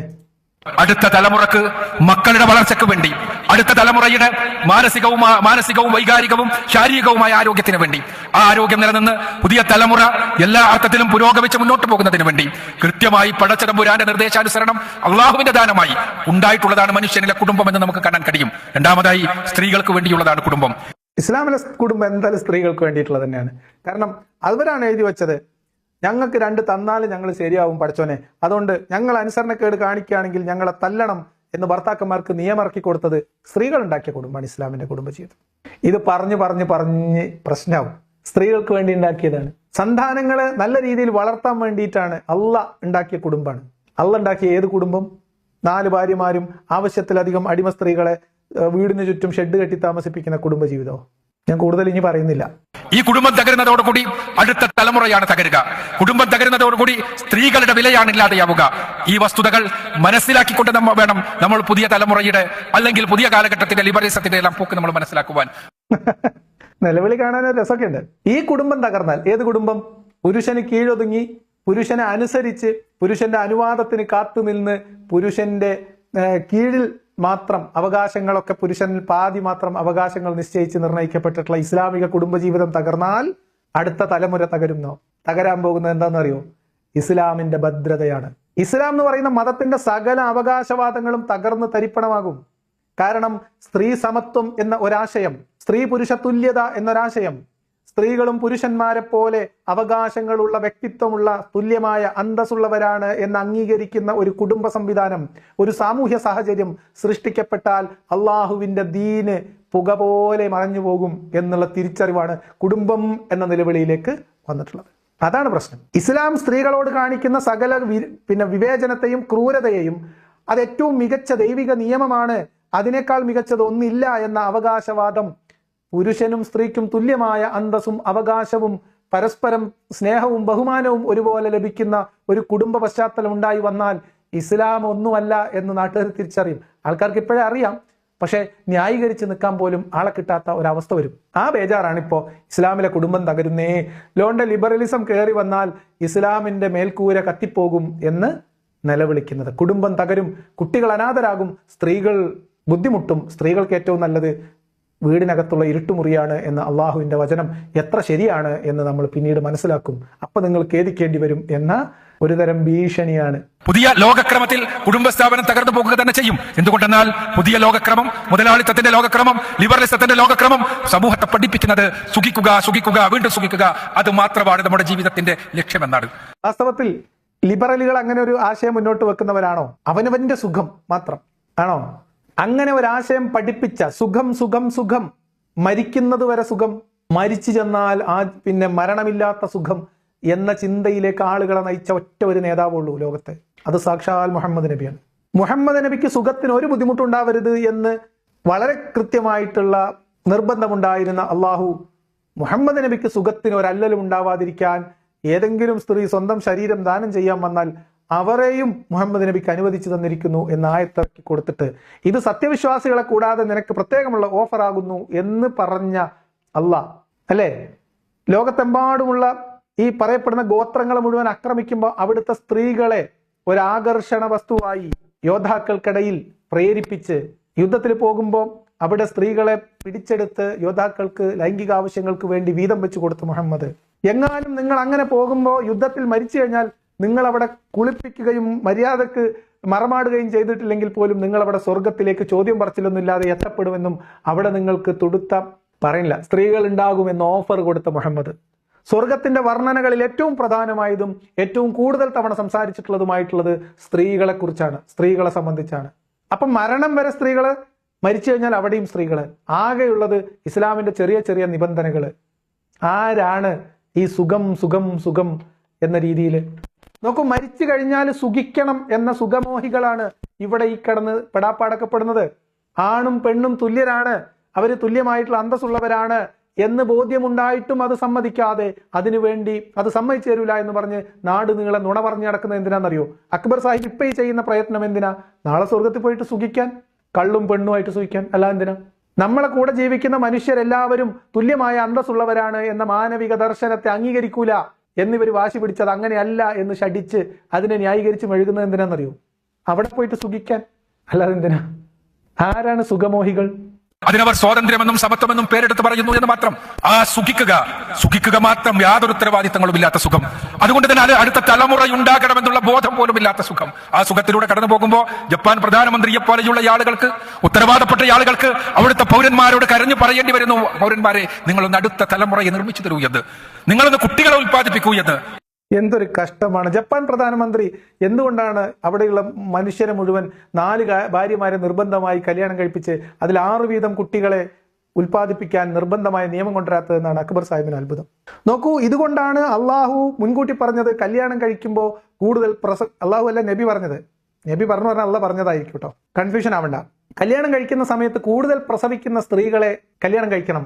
അപ്പൊ എന്താ, വിവാഹത്തിന്റെ പ്രധാനപ്പെട്ട ലക്ഷ്യം സന്താനോൽപാദനമാണ് എന്ന് പഠിപ്പിച്ച ഇസ്ലാമിന്റെ മഹത്വം ജപ്പാൻ പ്രധാനമന്ത്രി തിരിച്ചറിയുന്ന കാലമാണ് സുഹൃത്തുക്കളെ വന്നിരിക്കുന്നത്. എന്താണ് ജനസംഖ്യാ നിയന്ത്രണം, എങ്ങനെയാണ് ജനസംഖ്യ അല്ലെങ്കിൽ ജനന നിരക്കും മരണനിരക്കും തമ്മിലുള്ള ബാലൻസ് തെറ്റുന്നത്, അതിനെന്താണ് പ്രതിവിധി എന്നതിനൊക്കെ വളരെ കൃത്യമായ ശാസ്ത്രീയമായിട്ടുള്ള സാധനങ്ങളുണ്ട്. അപ്പൊ അവിടെ പ്രധാനമന്ത്രി വന്ന് പറയുകയാണ് നിങ്ങൾ എല്ലാവരും കുട്ടികൾ ഉൽപ്പാദിപ്പിക്കൂന്ന്. പക്ഷെ എന്താ ചെയ്യുക, ജപ്പാൻ ആകെ ലിബറലിസത്തിൽ മുങ്ങിപ്പോയത് കൊണ്ട് ജപ്പാനിലെ യുവത്വം പറയാണ് പോലും, ഞങ്ങൾക്കൊന്നും സൗകര്യമില്ല, ഞങ്ങൾ കുട്ടികളൊന്നും ഉൽപ്പാദിപ്പിക്കുന്നില്ല, നിങ്ങൾ വേണമെങ്കിൽ ടെസ്റ്റ് ട്യൂബ് വെച്ചിട്ട് അല്ലെങ്കിൽ ക്ലോണിങ്ങിലൂടെ ഉണ്ടായിക്കോ, ഞങ്ങൾക്ക് നേരല്ല എന്ന് പറയുന്നു എന്നാണ് അക്ബർ സാഹിബിന്റെ വിഷമം. പുതിയ തലമുറ അവരോട് ചോദിക്കുന്നത് എന്തിന് ഞങ്ങൾ ഉൽപ്പാദിപ്പിക്കണം, ഞങ്ങൾ എന്തിന് റെസ്പോൺസിബിലിറ്റീസ് എടുക്കണം, ഞങ്ങൾക്ക് സുഖിക്കണം, പരമാവധി സുഖിക്കണം. ഒരു ജീവിതം മാത്രമേ ഇവിടെയുള്ളൂ. ആ ജീവിതത്തെ പരമാവധി സുഖിച്ച് രസിച്ച് മുന്നോട്ട് കൊണ്ടുപോകണം. എന്തിന് കുട്ടികൾ, എന്തിനടുത്ത തലമുറ, അതിനെക്കുറിച്ച് ഞങ്ങൾ എന്തിന് വേവലാതിപ്പെടണം? ഈ സങ്കല്പം എവിടത്തതാണ്? ഈ സങ്കല്പം ഞങ്ങൾക്ക് ഇങ്ങനെ സുഖിക്കണം, ഞങ്ങൾക്ക് കുട്ടികളും വയ്യ, ഞങ്ങൾക്ക് ഒരു ബുദ്ധിമുട്ടും വയ്യ, റിസ്ക് എടുക്കാനും വയ്യ. ആ സുഖം ഓഫർ ചെയ്തതാരാ? അങ്ങനെ ഒരു സുഖമുണ്ടോ? അങ്ങനെ ഒരു മനുഷ്യന്റെ മാനസികാവസ്ഥ ഉണ്ടോ? കുട്ടികൾ ഉണ്ടാവണമെന്ന് ആഗ്രഹമില്ലാത്ത സ്ത്രീകളായിട്ട് എല്ലാ സ്ത്രീകളും മാറുന്ന, കുടുംബമായിട്ട് ജീവിക്കണം എന്ന് ആഗ്രഹമില്ലാത്ത ജീവികളായിട്ട് എല്ലാ മനുഷ്യരും മാറുന്ന അങ്ങനെ ഒരു സംഭവം ഉണ്ടോ? അങ്ങനെ ഒരു സംഭവവും സങ്കല്പത്തിലുണ്ട്. അതെവിടെ അറിയോ? അതും സ്വർഗത്തില്. സ്ഖലനം സംഭവിക്കാത്ത, ബലഹീനത സംഭവിക്കാത്ത നിത്യ ഉദ്ധാരണത്തിൽ സുഖം സുഖം സുഖം. 72 സ്ത്രീകൾ എത്ര തവണ ശാരീരിക ബന്ധത്തിൽ ഏർപ്പെട്ടാലും ആദ്യത്തേതിന്റെ അനുഭൂതി നൽകുന്ന ശാരീരിക ബന്ധം ഓഫർ ചെയ്ത പടച്ചോന്റെ പേരെന്താ നിങ്ങൾക്ക്? ഞാൻ ഇത്തരം സാധനങ്ങൾ എടുക്കാത്തതാണ്, അക്ബർ സാഹിബ് എന്നെ കൊണ്ട് പറയിപ്പിക്കുന്നതാണ്. ഈ സുഖം സുഖം സുഖം എത്ര സുഖിച്ചാലും ഒന്നും ആവാത്ത, എന്നിട്ടോ സുഖത്തിന് ഭംഗം വരുന്നതൊന്നുമില്ലാത്ത, അവിടെ മെൻസ്ട്രൽ പീരീഡ് ഇല്ല സ്ത്രീകൾക്ക്, അവർക്ക് വിയർപ്പില്ല, ദുർഗന്ധമില്ല, അവർക്ക് ദഹന പ്രക്രിയയിൽ കഴിക്കുന്നുണ്ട്, പക്ഷെ അത് കഴിച്ചിട്ട് പിന്നെ അത് എന്തായി പോകുന്നത് എന്നുള്ളതിനെ കുറിച്ച് ധാരണയില്ല, മറ്റു ആവശ്യങ്ങളൊന്നുമില്ല, വിസർജനമില്ല, മൂത്രമില്ല, സ്ഖലനമില്ല. സുഖം സുഖം സുഖം. ആരുടെ സങ്കല്പാണ് പൊന്നാര അക്ബർ സാഹിബെ നിങ്ങൾ ലിബറലുകളാണ് എന്ന് പറയപ്പെടുന്ന മനുഷ്യർക്ക് മുകളിലേക്ക് ചാർത്തുന്നത്? ആരുടെ സുഖസങ്കല്പമാണ്? ഇവിടെ ഒരു ജീവിതമുള്ളൂ, അത് സന്തോഷത്തോടെ ജീവിക്കണം എന്ന് പറയുന്നവരെ ഞാൻ കണ്ടിട്ടുണ്ട്. സ്വസ്ഥമായി സമാധാനമായി സന്തോഷമായി ജീവിക്കണം എന്ന് പറയുന്നവരെ കണ്ടിട്ടുണ്ട്. എനിക്ക് സുഖിക്കണം എന്ന് പറഞ്ഞ് നടക്കുന്ന ഒരു വിഭാഗത്തെ ലോകത്തിന്റെ മുകളിൽ ഞാൻ കണ്ടിട്ടുള്ളൂ. അത് ഇസ്ലാമിസ്റ്റുകളാണ്. അത് ഇവിടെയും സുഖിക്കണം, അവിടെയും സുഖിക്കണം. അതൊരു തടസ്സമില്ലാത്ത സുഖം. എന്തിനാ വെറുതെ? മറ്റെന്തെങ്കിലും മാർഗങ്ങൾ ടെക്നോളജി ഉണ്ടാക്കിക്കൊള്ളട്ടെ എന്നാണ്. അവിടെ ടെക്നോളജി ഉണ്ടാക്കുന്ന മാർഗങ്ങളിലൂടെ ഉണ്ടാകുന്ന മക്കൾ സാമൂഹ്യ ദ്രോഹികളായിട്ടാണ് തീരുക എന്ന് പഠനങ്ങൾ ഏറെ നടന്നു വരുന്ന ഒരു കാലഘട്ടം. അപ്പൊ ഇനി എങ്ങാനും അങ്ങനെ ഒരു സൊല്യൂഷൻ ഉണ്ടല്ലോ എന്നെങ്ങാനും ഈ അക്ബർ സാഹിബ് ഇപ്പൊ ഈ പറഞ്ഞതൊക്കെ സത്യമാണെന്ന് വിശ്വസിച്ചിട്ട് അതൊക്കെ സത്യമാണെങ്കിലും ഇങ്ങനെ ഒരു സൊല്യൂഷൻ ഉണ്ടല്ലോ എന്ന് ഏതെങ്കിലും കുട്ടികൾ ചോദിച്ചാൽ ആ കുട്ടികളെ കൂടി ആദ്യം തന്നെ അങ്ങ് പേടിപ്പിച്ചിടുക. അങ്ങനെ കുട്ടികൾ ഉണ്ടായാൽ അത് ഭയങ്കരമായിട്ടുള്ള സാമൂഹ്യ വിരുദ്ധരുണ്ടാവുന്നതാണ്. 4 ഭാര്യമാരും അതിനകത്ത് അടിമ സ്ത്രീകളും ഉള്ള വലിയൊരു ക്യാമ്പസിനകത്ത് ഇഷ്ടംപോലെ കുട്ടികളെ ഉൽപ്പാദിപ്പിച്ചാൽ ആ കുട്ടികൾക്കൊക്കെ അന്നം അള്ള നോക്കിക്കോളും എന്ന നിലപാടിൽ അങ്ങനെ ജീവിച്ചു കഴിഞ്ഞാൽ ഒരു പ്രശ്നം ഉണ്ടാവില്ല, ഒരു സാമൂഹ്യ പ്രശ്നം ഉണ്ടാവില്ല. എന്താ കഥ? ഇന്ന് നമ്മുടെ നാടുകളിൽ ജെൻഡർ ന്യൂട്രാലിറ്റിയുടെയും ജെൻഡർ ഈക്വാലിറ്റിയുടെയും എല്ലാം പേരിൽ പഠിപ്പിക്കപ്പെട്ടുകൊണ്ടിരിക്കുന്ന ആശയങ്ങൾ അപകടകരമായ സാമൂഹ്യ സൃഷ്ടിക്ക് വേണ്ടിയുള്ള ആശയങ്ങളാണ്. ഇവിടെ യഥാർത്ഥത്തിൽ ഈ സമൂഹത്തിൽ, നമ്മുടെ മലയാളി സമൂഹത്തിലൂടെ ഇന്ത്യയിൽ മുഴുവനും തന്നെ ഒരുതരം സാംസ്കാരികമായ അധിനിവേശത്തിന് വേണ്ടി പരിശ്രമിക്കുകയും പുതിയ തരത്തിലുള്ള ധാർമ്മിക പദ്ധതികളിലൂടെ കുടുംബം എന്ന അടിസ്ഥാന സ്ഥാപനത്തെ തകർക്കാൻ വേണ്ടിയുള്ള പരിശ്രമങ്ങൾ നടന്നുകൊണ്ടിരിക്കുകയുമാണ്. പുതിയൊരു ധാർമ്മിക സംസ്കാരം, പുതിയൊരു ധാർമ്മിക ചിന്ത ലോകത്തെമ്പാടുണ്ട്. അത് മാനവികതയിൽ അധിഷ്ഠിതമാണ്. വ്യക്തി എന്ന് പറയുന്നത് വളരെ പ്രധാനമാണ്. എല്ലാ വ്യക്തികൾക്കും തുല്യമായ അന്തസ്സും അവകാശവും ഉണ്ട് എന്ന് തീരുമാനിക്കുന്ന, അത് ആ അർത്ഥത്തിൽ പരിഗണിക്കുന്ന പുതിയ ഒരു ധാർമ്മിക സംസ്കാരം ലോകത്തെമ്പാടും വളർന്നു വന്നിട്ടുണ്ട്. അത് കാര്യമായിട്ട് ബാധിക്കാത്തതും ഇല്ലാത്തതും ഇസ്ലാമിക സമൂഹങ്ങളിലാണ് കൂടുതലും, പ്രത്യേകിച്ച് ഇസ്ലാമിക രാഷ്ട്രങ്ങളിലാണ്. മറ്റു ചില ഇതുപോലെയുള്ള ഐഡിയോളജി വെച്ചുകൊണ്ട് ഭരിക്കുന്ന ചില രാഷ്ട്രങ്ങൾ ഉണ്ട്, ഇല്ല എന്നല്ല. പക്ഷെ ജനാധിപത്യ രാജ്യങ്ങളിൽ, ലിബറൽ ഡെമോക്രസി നിലനിൽക്കുന്ന രാജ്യങ്ങളിൽ അവിടെ വ്യക്തികളുടെ സ്വാതന്ത്ര്യവും വ്യക്തികളുടെ അന്തസ്സവും പ്രഥമമായി പരിഗണിക്കപ്പെടുന്നുണ്ട് എന്നതാണ്. ആ അർത്ഥത്തിൽ അതിൻ്റെ ഒരു സമൂഹത്തിന്റെ ഏറ്റവും ചെറിയ രൂപം എന്ന അർത്ഥത്തിൽ കുടുംബത്തിനകത്തും തുല്യത എന്ന സങ്കല്പം അത് പരിഗണിക്കുന്നുണ്ട്. ആ അർത്ഥത്തിലുള്ള ഒരു സംസ്കാരത്തിലേക്ക് ആളുകൾ മാറുന്നുണ്ട്. അല്ലാതെ ആരും ഭരണകൂടം വടിയെടുത്ത് അങ്ങനെ ആക്കുന്നതല്ല അക്ബർ സാഹിബ്. അപ്പൊ പിന്നെ ഈ ജെൻഡർ ന്യൂട്രാലിറ്റി, ജെൻഡർ പൊളിറ്റിക്സ് എന്നൊക്കെ പറഞ്ഞിട്ട് ഇദ്ദേഹം നടത്തുന്ന കാര്യങ്ങൾ ഇതൊന്നും എന്താണ് എന്ന് ഇദ്ദേഹത്തിന് അറിയാത്തത് കൊണ്ടല്ല. ഇദ്ദേഹത്തിന്റെ ഇസ്ലാം ശരിയാവണമെങ്കിൽ ഇതൊക്കെ വളരെ മോശം സങ്കല്പങ്ങളായി മാറണം. ഇതിന്റെ ചിന്തകളും ഇതിനെക്കുറിച്ചുള്ള ചർച്ചകളൊക്കെ അശ്ലീലമാണ് എന്ന് ആളുകൾക്കിടയിൽ ഒരു ധാരണ ഉണ്ടാക്കണം. അതിനു വേണ്ടിയിട്ടാണ് ഇതൊക്കെ ഇടയ്ക്ക് ഇങ്ങനെ പറഞ്ഞുകൊണ്ടിരിക്കുന്നത്.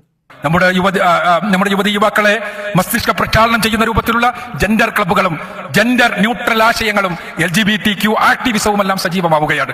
എന്തിനു വേണ്ടിയാണ്? ആണും പെണ്ണും തന്നെ പരസ്പരം ഇഷ്ടപ്പെടുകയും വിവാഹം ചെയ്യുകയും എല്ലാം ചെയ്യുന്നത്. എന്തുകൊണ്ട് പെണ്ണിനും വിവാഹം ചെയ്തുകൂടാ? എന്തുകൊണ്ട് ആണിനും രതിസുഖം പങ്കിട്ടുകൂടാ? അതെല്ലാം സമൂഹം അംഗീകരിക്കേണ്ട സ്ഥാപനങ്ങൾ തന്നെയാണ് ഇത് ഉള്ള ആശയങ്ങളെ നമ്മുടെ കുട്ടികളുടെ തലച്ചോറിൽ വളരെ സമർത്ഥമായി കുത്തിവെച്ചുകൊണ്ടിരിക്കുകയാണ്. എത്ര വലിയ വിവരക്കേടാണെന്ന് പറയാൻ പറ്റില്ല. അറിഞ്ഞുകൊണ്ട് ഇതുപോലെയുള്ള കളവുകൾ പറയാൻ കഴിയുന്നത്. ജെൻഡർ ക്ലബ്ബുകളും ജനറൽ ന്യൂട്രൽ ചിന്തകളും എന്നൊക്കെ പറഞ്ഞാല് അത് ഈ സ്വവർഗ ലൈംഗികത എന്ന് പറയുന്ന ആശയത്തെ പ്രചരിപ്പിക്കാനും അത് മഹത്തായ ഒരു ആശയമാണ് എന്ന് ക്ലാസ് എടുത്തു കൊടുക്കാനും അതാണ് LGBT ആക്ടിവിസവും എന്നൊക്കെ പറയുന്ന തറകളഞ്ഞ ഒരു എന്തായാലും പറയാ വിവരക്കേട് എന്ന് പറയാൻ പറ്റില്ല. എനിക്ക് വിവരക്കേടല്ല അത്. അദ്ദേഹത്തിന് അറിയാത്തത് കൊണ്ടല്ല, ഇദ്ദേഹം കളവ് പറയുകയാണ്. എന്തിനാ ഇതൊക്കെ കളവ് പറയുന്നത്? നിങ്ങളെ കുട്ടികൾ നിങ്ങളെ ഒരു മോള് വന്നിട്ട് പറയാണ്, ഉമ്മ ഞാൻ എൻ്റെ ഒരു കൂട്ടുകാരനെ കല്യാണം കഴിക്കാൻ പോവുകയാണ് എന്ന് പറഞ്ഞാൽ നിങ്ങൾ എന്താ ചെയ്യുക എന്ന് പറഞ്ഞ് പേടിപ്പിക്കുകയാണ്. മനസ്സിലായോ? ഇതെന്താണ് സെക്ഷുവാലിറ്റി എന്താണ്, ജെൻഡർ എന്താണ്, ജെൻഡർ ഐഡന്റിറ്റി എന്താണ് എന്നതിനെ കുറിച്ചൊന്നും ഒരു ധാരണയില്ലാത്തതിന്റെ പ്രശ്നമല്ല. അക്ബർ സാഹിബിന് നല്ല ധാരണയുണ്ട്. ധാരണയില്ല എന്ന് ഇവർക്ക് ഉറപ്പുള്ള മുസ്ലിം സമൂഹത്തിന് മുകളിൽ ഒരു ആശങ്കയുടെ എന്താണെന്നറിയാത്ത ഒരു തരം ആശങ്ക പരത്താനുള്ള ഒരു ശ്രമം. എന്നിട്ട് ഇതൊക്കെയാണ് സംഭവിക്കാൻ പോകുന്നത്. എന്ത് സംഭവിച്ചാല് ഇസ്ലാമിക കുടുംബം തകർന്നാൽ, ഇസ്ലാം അങ്ങോട്ട് ഇല്ലാണ്ടായാൽ ഇസ്ലാമികേതരമായ സമൂഹങ്ങളിലൊക്കെ ആണുള്ള കല്യാണം കഴിക്കുന്നത്. അപ്പൊ നിങ്ങൾ നോക്കൂ, ഇസ്ലാം മാത്രമാണ് ഈ കാര്യങ്ങളിലൊക്കെ ധാർമ്മികത പഠിപ്പിച്ചിട്ടുള്ളത്. ഇവിടുത്തെ ലോകത്തുള്ള മറ്റെല്ലാ മതവിഭാഗങ്ങളിലും ജനവിഭാഗങ്ങളിലും രാഷ്ട്രങ്ങളിലൊക്കെ എല്ലാ കല്യാണവും ആണും തമ്മിലാണല്ലോ. ഒക്കെ സ്ത്രീയും തമ്മിൽ കല്യാണം, അല്ലെ? എന്നിട്ട് ഈ കല്യാണം കല്യാണം നടക്കണ്ടാത്ത ഇതൊക്കെ കേവലം മാനസിക പ്രശ്നമാണ് എന്ന് വരുത്തി തീർക്കാൻ ശ്രമിക്കുന്ന ഈ തരത്തിലുള്ള ഈ എന്താ പറയാ ട്രാൻസ്സെക്ഷൽ ആയിട്ടുള്ള അല്ലെങ്കിൽ LGBTQ ആക്ടിവിസത്തിന്റെ ഭാഗമായി വരുന്ന ജനവിഭാഗങ്ങളിലുള്ള മനുഷ്യരെ മുഴുവൻ മാനസിക രോഗികളാണ് എന്ന് പുസ്തകം എഴുതിയ മനുഷ്യനാണ് MM അക്ബർ. ഇത് രോഗമാണ് എന്ന് പുസ്തകം എഴുതിയ മനുഷ്യനാണ് MM അക്ബർ. അക്ബർ സാഹിബിന്റെ പുസ്തകങ്ങളൊക്കെ എനിക്ക് കയ്യെത്തും ദൂരത്ത് വെക്കാറുണ്ട് ഞാൻ. ഇന്നിപ്പോ ഇല്ല. ഇതാണ് ഇവരുടെ ആ കാര്യത്തിലുള്ള നിലപാട്. അപ്പൊ ഞാൻ ചോദിക്കട്ടെ, ഈ മദ്രസയിൽ നിന്ന് ആൺകുട്ടികളെ വൈകൃതങ്ങൾക്ക് വിധേയരാക്കുന്ന ആളുകൾ മാനസിക രോഗികളാണോ അതോ വേറെ എന്തെങ്കിലും പ്രശ്നമാണോ? അതിന്റെ അവർ കാണിക്കുന്ന ലൈംഗിക അതിക്രമത്തെക്കുറിച്ചല്ല ഞാൻ പറയുന്നത്, അവരുടെ സെക്ഷൽ ഓറിയന്റേഷനെ കുറിച്ചാണ് ഞാൻ പറയുന്നത്. അതെന്താ? അത് എല്ലാ ഉസ്താദന്മാരും അങ്ങനെ തന്നെയാ, എല്ലാ ഉസ്താദന്മാരും. അപ്പൊ ഇത് മനുഷ്യർക്കിടയിൽ ഉണ്ട് ഇങ്ങനൊരവസ്ഥ. പലതരത്തിലുള്ള അവസ്ഥകളുണ്ട്. അതിലേക്കൊന്നും ഞാൻ കൂടുതലായിട്ട് പോകുന്നില്ല. ഞാൻ ആ ഒരു മേഖലയിൽ കൂടുതൽ സംസാരിക്കാറില്ലാത്ത ആളുമാണ്. പക്ഷെ ഈ കാണിക്കുന്ന കാപട്യം, ഈ കാണിക്കുന്ന സാമൂഹ്യ ദ്രോഹം അത് കണ്ടില്ല എന്ന് നടിക്കരുത്. ഇനി ഇതിനൊക്കെയുള്ള പരിഹാരം എന്താണെന്നറിയോ? ഇതിനൊക്കെയുള്ള പരിഹാരം ഒരൊറ്റമൂലിയാണ്, അത് ഖുർആനാണ്. ഒരാൾ ആണോ പെണ്ണോ എന്ന് തീരുമാനിക്കേണ്ടത് അയാൾക്ക് പ്രായപൂർത്തി എത്തിയിട്ട് അയാൾ എന്ത് പറയുന്നുവോ അതിന്റെ അടിസ്ഥാനത്തിലാണ് എന്നുള്ള അപകടകരമായ ആശയം നമ്മുടെ നാട്ടിൽ വ്യാപകമായി വളരെ സമർത്ഥമായി പാഠപുസ്തകങ്ങളിലൂടെ മറ്റ് നോവലുകളിലൂടെ കോളേജ് കരിക്കുലത്തിലൂടെ എല്ലാം വളരെ സമർത്ഥമായി മസ്തിഷ്ക പ്രക്ഷാളനം ചെയ്ത് നമ്മുടെ കുട്ടികളുടെ തലച്ചോറിലേക്ക് അടിച്ചേൽപ്പിച്ചുകൊണ്ടിരിക്കുകയാണ്. അത് വളരെ വലിയൊരു വിഷയമാണ്. ഞാൻ വിഷയമല്ല പറയുന്നത്, മറിച്ച് നിങ്ങൾ ആ വിഷയം പറയൂല. നിങ്ങൾ പറയുന്നത് വേറൊരു രീതിയിലാണ്. ഇദ്ദേഹത്തിന്റെ ഒരു ശിഷ്യൻ പറഞ്ഞത്, ആൺകുട്ടികൾ, അതായത് കുട്ടികൾക്ക്, പുതിയ തലമുറയ്ക്ക് ആൺകുട്ടിയാണോ പെൺകുട്ടിയാണോ ഞാൻ എന്നറിയാത്ത ഒരവസ്ഥയിലേക്കാണ് ഈ LGBT ആക്ടിവിസം, ജെൻഡർ ന്യൂട്രാലിറ്റി, അതുമായി ബന്ധപ്പെട്ട സങ്കല്പങ്ങളൊക്കെ കൊണ്ടുചെന്നെത്തിക്കുന്നത് എന്നാണ്. പെൺകുട്ടികളോ ആൺകുട്ടികളൊക്കെ 18 വയസ്സ് കഴിഞ്ഞിട്ട് ഞാൻ തീരുമാനിക്കാൻ ഞാൻ ആണാണോ പെണ്ണാണോ എന്ന് പറയും. അതാണ് ഇസ്ലാം ഇല്ലാതായ സംഭവിക്കുക എന്നൊക്കെയാണ് പറയുന്നത്. ഇനി ഇതിനേക്കാൾ വലിയൊരു സീരിയസ് ആയിട്ടുള്ള ഇഷ്യൂ ഉണ്ട്, അതും കൂടി അക്ബർ സാഹിബ് പറയും. അവിടെ ഒരൊറ്റ പരിഹാരമേ ഉള്ളൂ. ധാർമ്മികത ആഗ്രഹിക്കുന്നവർക്ക്, നമ്മുടെ മക്കൾ മക്കളായി തുടരണമെന്ന് ആഗ്രഹിക്കുന്നവർക്ക് അല്ല, നമ്മുടെ മക്കൾ മനുഷ്യരായി തന്നെ തുടരണമെന്ന് ആഗ്രഹിക്കുന്നവർക്ക് മതത്തിന്റെ പരിഹാരം മാത്രമേ ഉള്ളൂ, ഖുർആനിന്റെ പരിഹാരം മാത്രമേ ഉള്ളൂ, പരിശുദ്ധ പ്രവാചകൻ പഠിപ്പിച്ച പരിഹാരം മാത്രമേ ഉള്ളൂ എന്നുള്ളതാണ് യാഥാർത്ഥ്യം. അതായത് മനുഷ്യരായിട്ട് ജീവിക്കുന്നത് ഖുർആൻ ഉണ്ടാകൊണ്ടാണ് മനുഷ്യന്മാരെ. നിങ്ങൾക്ക് അറിയത് എന്ന് പറഞ്ഞാൽ ലോകത്ത് 10% ആൾക്കാർ പോലും ഇപ്പോൾ യഥാർത്ഥത്തിൽ മനുഷ്യന്മാരല്ല. മീൻസ് 10% ആളുകളെ ഉള്ളൂ പരമാവധി മനുഷ്യന്മാരായിട്ട്, ബാക്കിയൊന്നും മനുഷ്യന്മാരല്ല എന്നാണ്. കാരണം അവർ ഖുർആനിനെ ഈ അർത്ഥത്തിലൊക്കെയുള്ള വിഷയങ്ങളിൽ, ഈ പറയപ്പെടുന്ന കാര്യങ്ങളിലൊന്നും ഖുർആനിനെ അംഗീകരിക്കാത്തത് കൊണ്ട്, ഖുർആനിനെ അനുസരിക്കാത്തത് കൊണ്ട് അവരൊന്നും യഥാർത്ഥത്തിൽ മനുഷ്യന്മാർ പോലുമല്ല. അതുകൊണ്ട് നമ്മളെ കുട്ടികളായിട്ട് പോട്ടെ, മനുഷ്യരായിട്ട് നിലനിർത്തണമെങ്കിൽ നമുക്ക് ഒറ്റ മാർഗമുള്ളൂ, ഖുർആൻ. അപ്പൊ നമ്മൾ നേരത്തെ പറഞ്ഞ ഈ ആശയങ്ങളൊക്കെ ഇവിടെ സ്കൂളുകളിലും സ്വതന്ത്ര ചിന്തകർ അവരുടെ സാമൂഹ്യ മാധ്യമങ്ങളിലൂടെയും മസ്തിഷ്ക പ്രക്ഷാളനം നടത്തിക്കൊണ്ടാണ് അവരെ അതിൽ നിന്ന് മാറ്റുന്നത്, ഇസ്ലാമിൽ നിന്ന് മാറ്റുന്നത്, ഇത്തരം ആശയങ്ങൾ പ്രചരിപ്പിക്കുന്നത് എന്ന് പറയുമ്പോൾ അതിനുള്ള പരിഹാരമായിട്ട് അക്ബർ സാഹിബ് നിർദ്ദേശിക്കുന്നത് എന്താണെന്നറിയോ? അതിൻ്റെയും ചെറിയ പ്രായത്തിൽ നമുക്ക് നമ്മളെ കുട്ടികളിൽ ഇത് പ്രക്ഷാളനം നടത്താം എന്നാണ്. ഇന്ന് ഞാൻ സംസാരിച്ചു കഴിഞ്ഞതിന് ശേഷം ഒരു സുഹൃത്ത് ഇപ്പോൾ നമ്മുടെ എയർ ഇന്ത്യയിൽ അവിടുത്തെ സ്റ്റാഫിന് വേണ്ടിയുള്ള അപ്ലിക്കേഷൻ ഫോമിൽ പോലും ഈ ജെൻഡർ ന്യൂട്രൽ ആശയങ്ങൾ സമർത്ഥമായി കടത്തിവിട്ടുന്നത് അതിനെ കുറിച്ച് പറയുകയുണ്ടായി. എന്തുകൊണ്ടെന്നാൽ എന്താണെന്ന് വെച്ചാൽ ആളെ പരിചയപ്പെടുത്തുന്നവർക്ക് മിസ്റ്ററും മിസ്സിസ് ഇല്ലാത്തൊരവസ്ഥാവിശേഷം. എന്തുകൊണ്ടെന്നാൽ മിസ്സിസ് ഒരു സ്ത്രീലിംഗപാട്. ഒരാൾക്ക് ഭാര്യയാകുന്നത് സ്ത്രീ തന്നെ ആയിക്കൊള്ളണമെന്നില്ല, ഇണയാകുന്നത് സ്ത്രീ തന്നെ ആയിക്കൊള്ളണമെന്നില്ല. MX എന്ന് പരിചയപ്പെടുത്തുന്ന അവസ്ഥാവിശേഷം. എന്താ കഥ? മിസ്റ്റർ എന്ന് എഴുതിയിട്ട് MS-ഉം MRS-ഉം ഇല്ലാതെ അതിന് പകരം MX എന്ന് കൊടുക്കുന്നത് അവരുടെ ഇണ ആണാണോ പെണ്ണാണോ എന്ന് ഉറപ്പുണ്ടാവില്ലാത്തത് കൊണ്ടാണ് എന്ന ഇത് സാമാന്യം ചെറുതല്ലാത്ത വിവരക്കേടാണ്. MX എന്ന് പ്രയോഗിക്കുന്നതിന്റെ രീതി എന്താണ്? എല്ലായിടത്തും ആളുകൾ അവരവരുടെ ജെൻഡർ, അവര് ആണാണോ പെണ്ണാണോ ട്രാൻസ് ആണോ അല്ലെങ്കിൽ LGBTQ ഏത് കാറ്റഗറിയാണ് എന്ന് പറയേണ്ട കാര്യമില്ല. എന്തിനാ അത് പറയുന്നത്? അത് ഈ പറയപ്പെടുന്ന ജെൻഡർ റോളുകൾ, ജെൻഡർ ഐഡന്റിറ്റിക്ക് അപ്പുറത്തേക്ക് സമൂഹം കൽപ്പിച്ച് നൽകിയിട്ടുള്ള ചില ജെൻഡർ റോളുകൾ, അതുമായി ബന്ധപ്പെട്ടുള്ള ഡിസ്ക്രിമിനേഷൻസ്, അതല്ലെങ്കിൽ അവരവർക്ക് ഞാനിപ്പോൾ ആണാണ് പെണ്ണാണ് എന്ന് എല്ലാ അപേക്ഷാ ഫോറങ്ങളിലും എഴുതി വെക്കണം. ആവശ്യമില്ലാത്തടത്ത് എന്തിനാണ് ഇപ്പം ജെൻഡർ? ഇപ്പം ബാങ്ക് ഡെപ്പോസിറ്റ് ചെയ്യുന്നത്, അവിടെ ആണാണോ പെണ്ണാണോ എന്ന് അറിയേണ്ട ആവശ്യം എന്താണ്? അതിന്റെ ആവശ്യം എന്താണ്? അപ്പൊ ആവശ്യമില്ലാത്ത സ്ഥലങ്ങളിൽ അല്ലെങ്കിൽ താല്പര്യമില്ലാത്ത ആളുകൾക്ക് ഇപ്പൊ നമുക്ക് ഒരു ഗൂഗിൾ ID ഒക്കെ ഉണ്ടാക്കുന്ന സമയത്ത് നമുക്കത് പറയാതിരിക്കാൻ, നമ്മൾ ജെൻഡർ ഏതാണെന്ന് പറയാതിരിക്കാനുള്ള ഓപ്ഷൻ ഉണ്ട്. എന്നതുപോലെ ന്യൂട്രലായിട്ട് എഴുതാവുന്ന ആളുകൾക്ക് അത് പറയാൻ താല്പര്യമില്ലാത്തത് കൊണ്ടോ അല്ലെങ്കിൽ അതിനാവശ്യമില്ല, അവിടെ പറയേണ്ടതില്ല എന്ന് തോന്നുന്ന ആളുകൾക്കോ ഉപയോഗിക്കാനുള്ള ഒരു ഓപ്ഷനാണ്. അതല്ലാതെ ഭർത്താവ് ആണാണോ പെണ്ണാണോ എന്നറിയാതിരിക്കാൻ വേണ്ടിയിട്ടുള്ള ഓപ്ഷൻ അല്ല അത്. ഞാൻ അങ്ങനെയാണ് മനസ്സിലാക്കുന്നത്. ഇനി എനിക്ക് തെറ്റിയതാണെങ്കിൽ തിരുത്തും ചെയ്യാം. ആരെങ്കിലും ഒന്ന് കമന്റ് ബോക്സിൽ പറഞ്ഞാൽ മതി. അപ്പൊ ഇതൊക്കെ സംഭവിക്കും. എങ്ങനെ? ഖുർആൻ ഇല്ലാതെ നമ്മൾ കുട്ടികൾ വളർന്നാൽ ഇങ്ങനെയൊക്കെയുള്ള കുരുത്തക്കേട് ഉണ്ടാവും. എല്ലാത്തിനും കൂടി ഒറ്റ പരിഹാരം, നമ്മൾ ഖുർആനിലേക്ക് മടങ്ങുക എന്നാണ്. ഞാൻ സൂചിപ്പിക്കുന്നത് ഒരു ലേൺ ദ ഖുർആൻ സംഗമത്തിന്റെ സമാപന സമ്മേളനത്തിൽ സംസാരിക്കുമ്പോൾ എനിക്ക് പറയാനുള്ളത്, സഹോദരങ്ങളെ, പരിശുദ്ധ ഖുർആനിന്റെ വഴിയല്ലാതെ, പ്രവാചകൻ സല്ലല്ലാഹു അലൈഹി വസല്ലമ പഠിപ്പിച്ച ജീവിത മാർഗമല്ലാതെ മറ്റൊന്നും തന്നെ മറ്റൊന്നിലൂടെയും നമുക്ക് ഈ ഒരു ഫിത്നയെ, ഈ ഒരു അപകടത്തെ തടഞ്ഞു നിർത്താൻ കഴിയില്ല. പ്രവാചകന്റെ ജീവിതം നിങ്ങളിപ്പോ പറഞ്ഞ ഫിത്നയെക്കാളൊക്കെ വലിയ ഫിത്നയായിരിക്കും. നിങ്ങളിപ്പോ പറഞ്ഞതൊക്കെ ഫിത്നയാണ് എന്ന് സമ്മതിച്ചാൽ പോലും അതിനേക്കാളും മാരകമായിട്ടുള്ള ഫിത്നയിലേക്കാണ് പ്രവാചകൻ പഠിപ്പിച്ചതിലൂടെ ജീവിച്ചാൽ ചെന്നെത്തുക. നിങ്ങൾക്കറിയോ, പ്രവാചകന്റെ ജീവിതത്തിൽ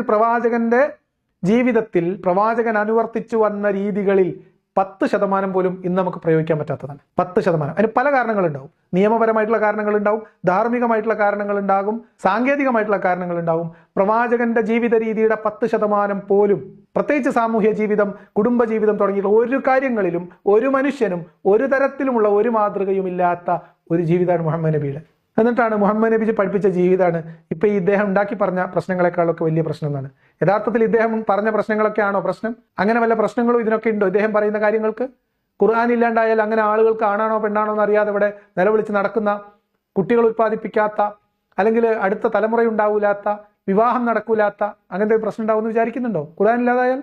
നമ്മുടെ കുട്ടികളുടെ മനസ്സുകൾക്കകത്തേക്ക് പരിശുദ്ധ ഖുർആനിന്റെ ആശയങ്ങളെ ചെറുപ്പകാലഘട്ടത്തിൽ തന്നെ കൃത്യമായി പഠിപ്പിക്കുക എന്ന മാർഗമല്ലാതെ മറ്റൊരു മാർഗവുമില്ല.